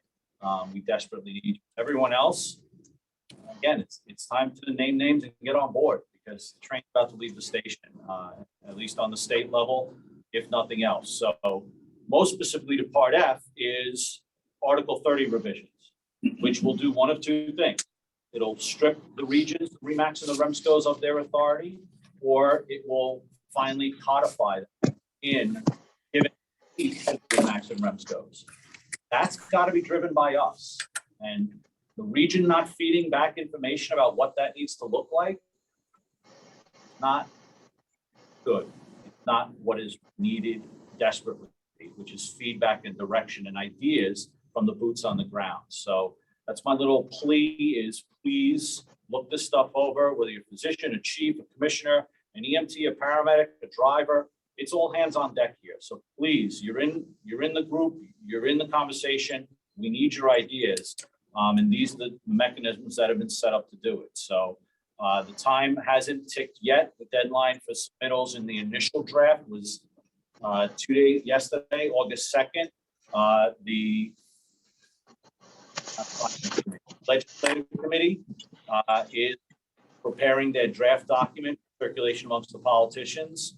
When the legislature and the state senate go back into session for August 17th. So it's not set in stone by any stretch of the imagination. Everything is on the table, open for discussion. And this document is clearly and will remain clearly a draft, a framework, not a rule or the law to be presented to politicians for voting until such time as the SEMSCO and CMAC have voted on it for transparency and everything. But please be in on that. Please know that it exists. And if you have questions, by all means, see me afterwards. I'll close with the SEMSCO recordings are up, as Dr. Kugler said, although conspiracy theories abound, medical standards and CMAC were not held, but all the other subcommittees and SEMSCO was held. Those recordings, as well as my report as your representative, are posted on the Nassau EMS website under the state EMS SEMSCO tab. So they're there for the world to see. If I'm not representing you in the way you want, please let me know. If you are not getting something that you need, please let us know. We serve at your whim. And, you know, I'm certainly not an expert in every way or any way. And I'm certainly not the sole voice that everyone needs to hear. So please use me right now and this seat that I sit in as what it's intended to be, which is your mouthpiece. So we need to know what you want and what you need in order to parrot that. Thank you for that, and I'll be happy to answer questions. Chuck? Take a moment when Yeah. we're done once again. And like I said, I was at the last fire commission meeting. I wanted to see what was going on regarding these letters and all that had come in and some of the pushback that Chief Utaro had mentioned and stuff.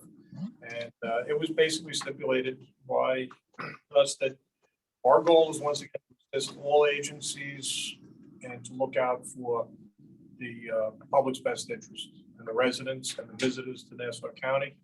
And we implore all of the agencies to once again look at options, to get in contact with us, to allow us to once again get the data and the feedback and to be able to represent them as well as the residents, because it's in our best interest. We need to look forward.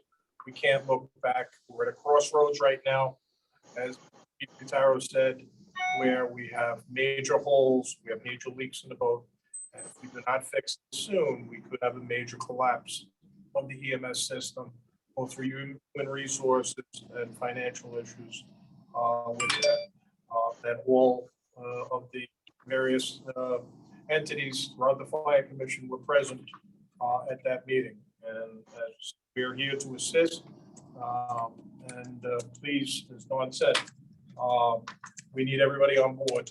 No agency in this county can handle this by themselves, and without the buy-in from all agencies and stuff, we may see a very different system in the near future. Thank you, Don. Thank you, Mr. Chairman. Okay, so we're nearing close, guys. Thank you for staying on. Um, Unfinished business, I have the BLS iGel follow-up from Dr. Newbert, but he and I chatted. So Dave, if you don't mind, I'm just going to steal your thunder. We're waiting for the Department of Health Commissioner's approval for the pilot project. If your agency is going to use BLS supraglottic airway, which specifically is the iGel, you had to apply to, there's an application that you have to apply to that agency upstate. And then you have to comply with a whole bunch of things, but the REMAC also has to approve you. And so right now it's just been one agency, and that's and Dr. Newbert's been leading that down here. Under new business, we took care of, actually, is there any other unfinished or old business? Okay, anybody online? Okay, Yep. so, I'm sorry, yes? Never mind. Okay, thank you. All right, under new business, we took care of the seconded motion from the policy committee. Thank you very much for your work. Yeah, there was a lot of great discussion, a lot of great concerns expressed, and I think we have a lot of work to do on it, and looking forward to implementing it. And with that, is there any other new business for the committee? Yeah. Yes. So you just mentioned before about not having an MCI policy. I've been here for 26 years. The fire policy has always been the same. The incident manner immediately contact medical control, declare an MCI, advise how many aided they have, and then medical control will told hospitals determine who will transport where and advise them of that situation. I apologize if it's not written in the policy manual, but I believe that it should be because you're doing it for 26 years. Right. So that's all. I brought it up only as a matter of point of information that it was. Yeah. I haven't attended these meetings for 26 years, but. So then, can I ask a favor, just so that because I'm killing the policy guys that just came on board. Could I ask you to put that on paper and then submit it to them? The REMSCO has an MCI committee, and we actively working on the policy. It's a work in progress. Okay. We had a couple of models spanned across a couple of different agencies. It is something that's on our radar. Great. I don't know if it's duplicated on the REMAC level. I think in my opinion, it's probably more of a REMSCO. No, we need a regional policy. It doesn't need, I don't care what label you put at the top. It just has to say Nassau region. Yep. And I'm happy to hear that you guys are working on it. Whether Chuck's signature is at the bottom or mine, or it's right, it doesn't matter to me. Again, at the end of the day, it's about the person who's getting sick and injured and needs care. So I'm happy to hear that it's being worked on. If maybe that, has that committee reported out at the REMSCO? Yes, but has that committee reported out at the REMSCO? No, it's in progress. Okay, so maybe so maybe the report will be just an update as to where they're going. But so the MCI policy is being worked on at REMSCO level. Thank you for clarifying it. Any other new business? Oh, The question. no, you can't. I can't, all right. I'm sick of your, no, yeah. I can only hear the outside voice. I hear it all. The proposed changes to the Nassau EMS policy manual regarding ambulance diversions. Where does that stand? Only because effective 1,800 hours today, the faxes and communications via FireCom, in accordance with county directives to stop using faxes. So did this committee ever address the Medcom notification issue and that policy? Yeah, that's the question.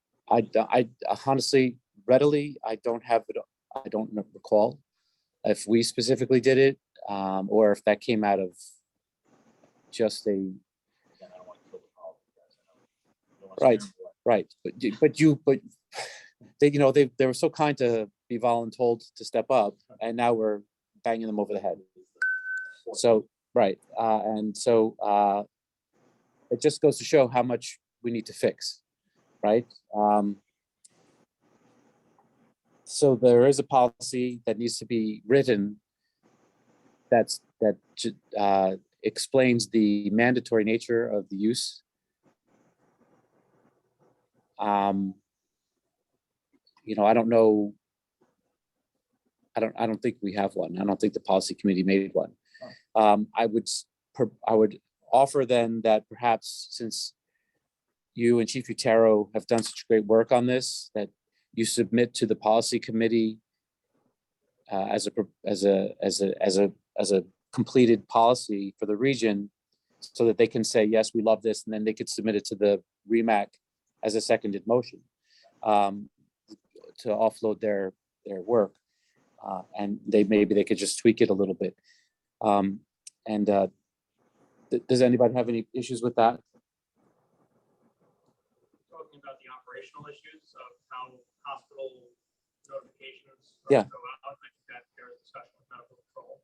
Certainly, it's the purview of REMAC conditions to vet how hospitals can go on diversion notifications. The actual operational issues on a daily basis is something that should be inclusive of.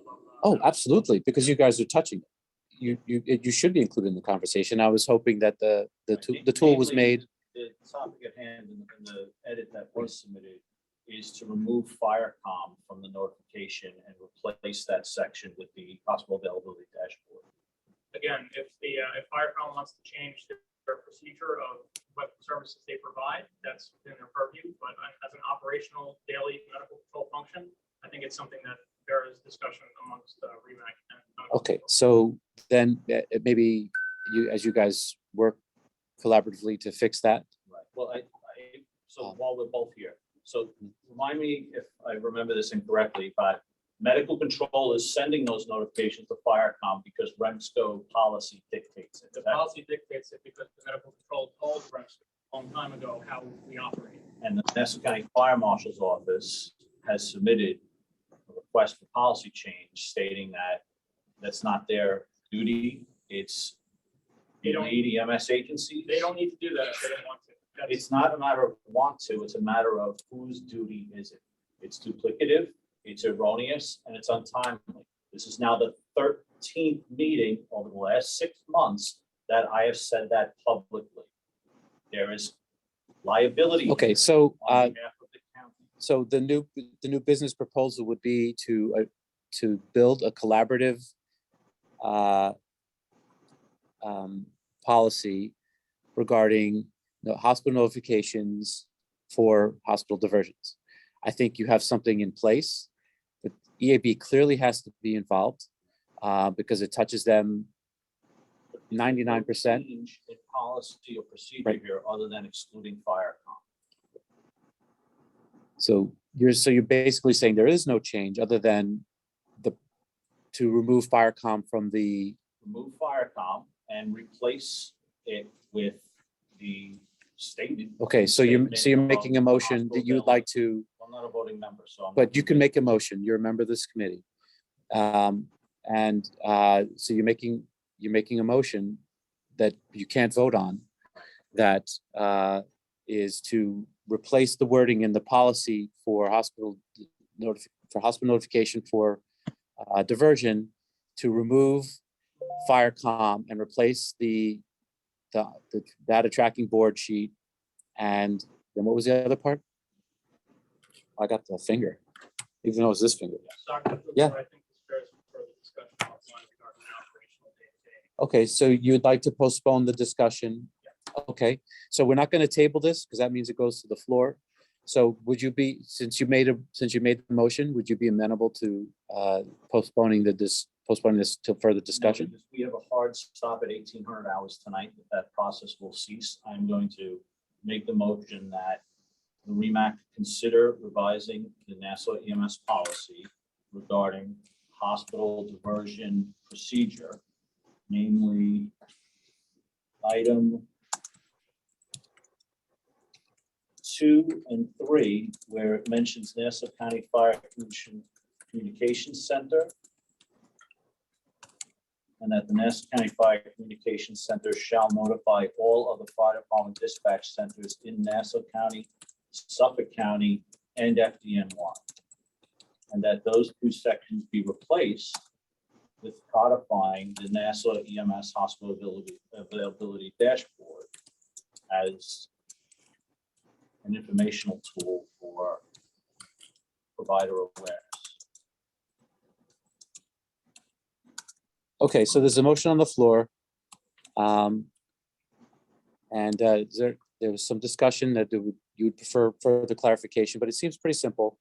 Anybody online, did everybody online hear that? And is there any question about the motion? Because I'll need a second on the motion. Okay, Chairman Mackey has seconded the motion. All right, so for those of you who are here, I'm going to continue with another roll call vote for this seconded motion, revising the policy on hospital diversion, removing fire communications, and codifying the use of the dashboard as the tool to be used. Dr. Barrios? I'm sorry? Staying, okay. Dr. Booton has left. Did you want to have a further discussion? So I'm not sure I kind of understand the implications of this role, nor am I sure any of the positions do. This is way out of my wheelhouse. Okay. As far as how much I understand the notification process. So I will, yeah, has this been, my understanding is something like this should go to the policy committee, discuss with the appropriate people and come back as a second motion. It seems like, and I'm not.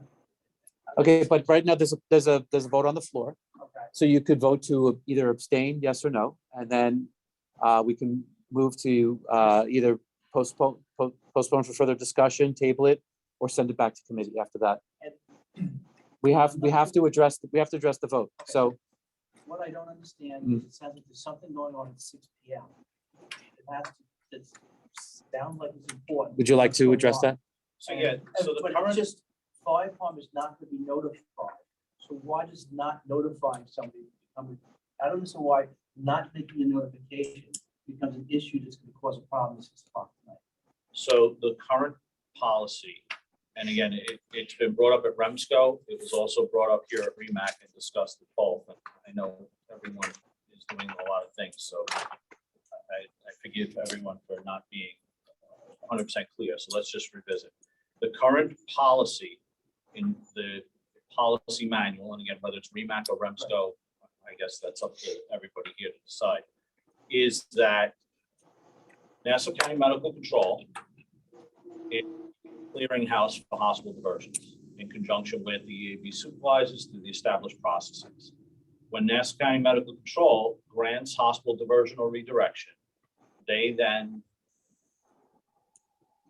prior to the dashboard and currently still today, send a fax followed by a phone call, and correct me if I'm wrong, an email to FireCom, which does not need to be acknowledged, and is then possibly, and I say possibly, I'll clarify that in a second, possibly forwarded out via fax and or email to a number of fire agencies, not all of them. So this came to light as when the hospital availability dashboard went live and everyone was able to see what hospitals were on diversion and not, it became apparent that the emails and faxes that are going out from Nassau County, and I use those words specifically, Nassau County Fire Communications, were delayed, possibly by hours, if not days. That hospitals that were on diversion were not on diversion. Hospitals that had come off diversion were still on diversion. And the liability discussion from the county perspective is one that if a patient shows up at a hospital by a policy that injures or does not provide appropriate care to that patient, who's on the hook for that? It's the County of Nassau's policy. It's the County of Nassau Fire Communications policy that effective 1,800 hours tonight, 6 p.m. tonight, that known, broken, and publicly acknowledged process will cease as there is a better real-time replacement for it, and it correctly lies at the clearinghouse, medical control. Right, so at 6 p.m., that's already scheduled to cease. Correct. Now, What is it to vote on if it's already scheduled, it's a done deal? The pushback has been, it's still in policy, so it will continue.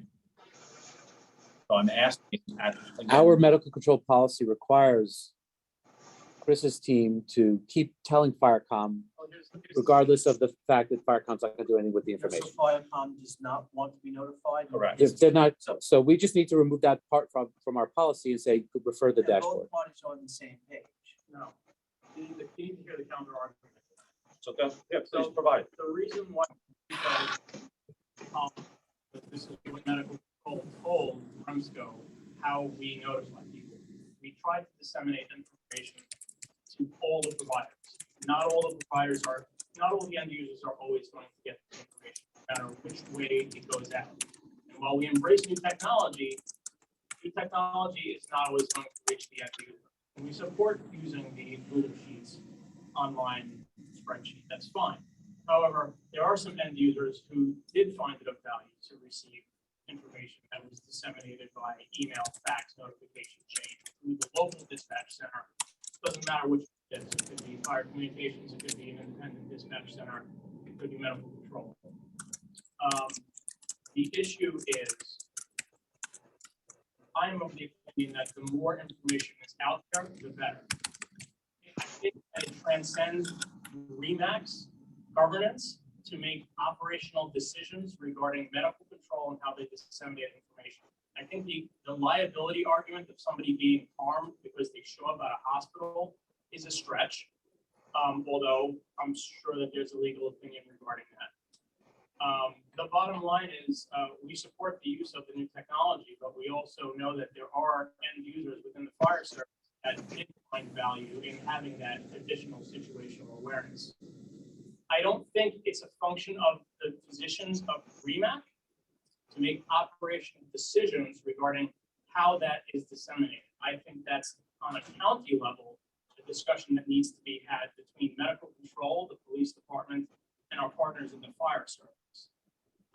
I think that it is definitely within the purview of REMAC to make decisions regarding how hospitals may or may not go on the version of the direction by working with their medical directors and administrators. But I think the only reason this was ever included in the regional policy is because medical control had given you the information on the process that we operate with. And I would like to keep that discussion on the operational level, not on the physician oversight level. So I bring it to REMAC because as charged, REMAC is in charge of all patient care, transport, and treatment. I argue this is a transport issue, especially since the question at hand is, if there is a claim, who's going to be on the hook? If it is a transport discussion, it falls to REMAC. And county fire marshal and county attorney is concerned about ever having to have that discussion in court. So if I may, it seems like it's already done. The fire marshal has already said, we're not disseminating this information anymore. So whether we make the policy change or not, first, the fire commission is no longer going to be transmitting this information. We're just going to be keeping the additional burden on medical control to have to get that information to Firecom, and Firecom is just going to have the information and not do anything with it. That's one. Two, in deference to Director Airy, Article 30 clearly defines medical control under the purview of the REMAC, as mentioned by Coordinator Hudson. So this does have to do with patient care. It has to do with patient transport, and that's and it's also a hospital issue, which is clearly the purview of the physicians. So whether it's operational or whether it's not, it doesn't matter. I think it's more of a moot point at this point that we fight against it because it's already changing. What we need to do is just help the process, help continue change, help promote change in our region, and see if it works. If it doesn't work, we can go back. But it's already happened. It's already being done. The fire marshal has said, we're done. We're not doing this anymore, and this is policy. So I understand people find comfort in things that are old, and they say, I want all this information. But maybe they need to look towards new information and look towards new things. And we're trying to improve our system. We can't keep going, take 2 steps back and take 1 step forward. I think this is an opportunity to keep moving forward and looking forward. If it doesn't work, we can pull it back. That's just my opinion. I'm just one voice of the 20 physician members here and of the 30 members altogether. Just to that discussion, and this will be the last time I'm able to speak on this, is that I'm trying to keep the regional policies consistent and accurate to what's going on in the field,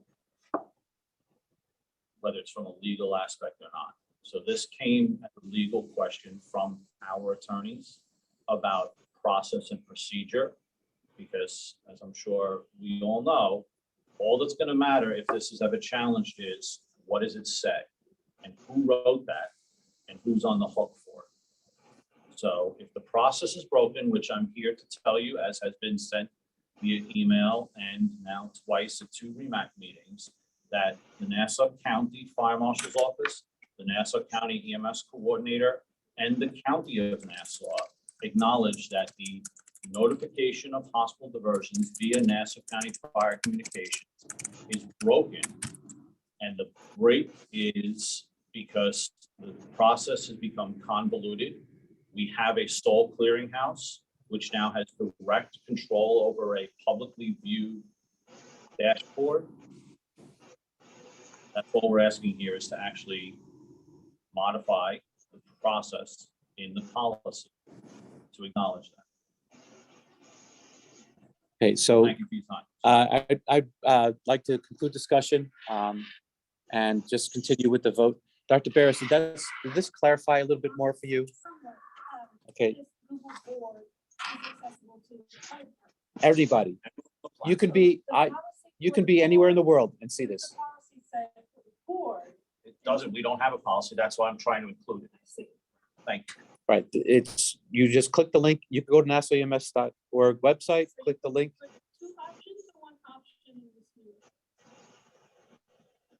So again, the motion is to remove FireCom, because that's my sole charge, was to insulate the Fire Marshal's Office and the County of Nassau from any concern of liability due to outdated policies. More realistically, there's an opportunity here to actually put the current dashboard, which has now been used successfully, And to codify it into for policy. 6 months, and to put it in policy, because right now it's not mentioned anywhere. And that's why the opportunity here is to acknowledge the modernization steps that have been taken and actually write them down. And in doing so, we might be able to correct some things. All right, so we'll close the discussion at this point and move forward with the vote again. Dr. Barrios? Yes, thank you. Yes. Dr. Boutin is not here. Dr. Bramante? He says no? No, he's not here, I'm sorry. Oh. Dr. Shearson? He may have called in. Shearson, but Okay. Just making sure they didn't call in. Dr. Dishner?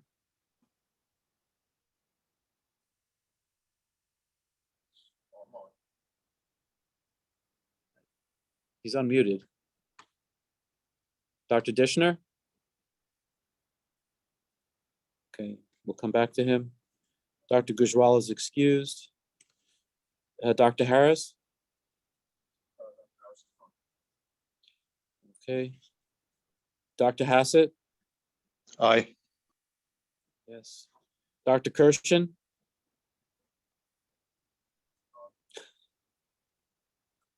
Okay, I'll withhold my vote to the end. Dr. Joshua Kugler? Dr. David Newbert? Yes. Dr. David Ng? Thank you. Dr. Sal Pardo? Vic Politi is excused. Dr. John Rowe? Yes, can you hear me? Yes, thank you. Dr. Ryan? Okay. Dr. Singh? Okay. Dr. Ting? Abstain. Dr. Zazo? Okay, just give me a moment to tabulate this vote. Yes. No. Abstain. So yes, 1, 2, 3, 4. Oh, my vote is yes, I'm sorry. So yes, 2, 3, 4, 5. No, Quorum is 5. Mr. Chairman. I'm sorry? I said a quorum is 5, Mr. Chairman. Yes, thank you. We just need 5 votes for a quorum. Yeah. So, thank you for that. And then I'm looking for no's. We just have, so we have no votes. And 2 abstentions. So based on 7 votes, we have a total of 5 yes and 2 abstentions with no no's. So the motion passes. The policy changes. Thank you, Don. Thank you, everybody. And again, it's like anything else. It's not written in stone, it's written in paper. And if we need to change it, we could change it. So is there any other new business for this committee? Well, I thank you all for what I thought was going to be a quick meeting. It turned out to be a very long one. We need the final motion of the meeting. Motion to adjourn. Dr. Ryan, okay. For information, the next meeting will be Wednesday, October 12th, not the first Wednesday of the month, but Wednesday, October 12th, in this building, the Public Safety Center in Westbury at 2:15 p.m. Thank you very much. Meeting adjourned. Bye, Dave. Bye, guys. Thank you.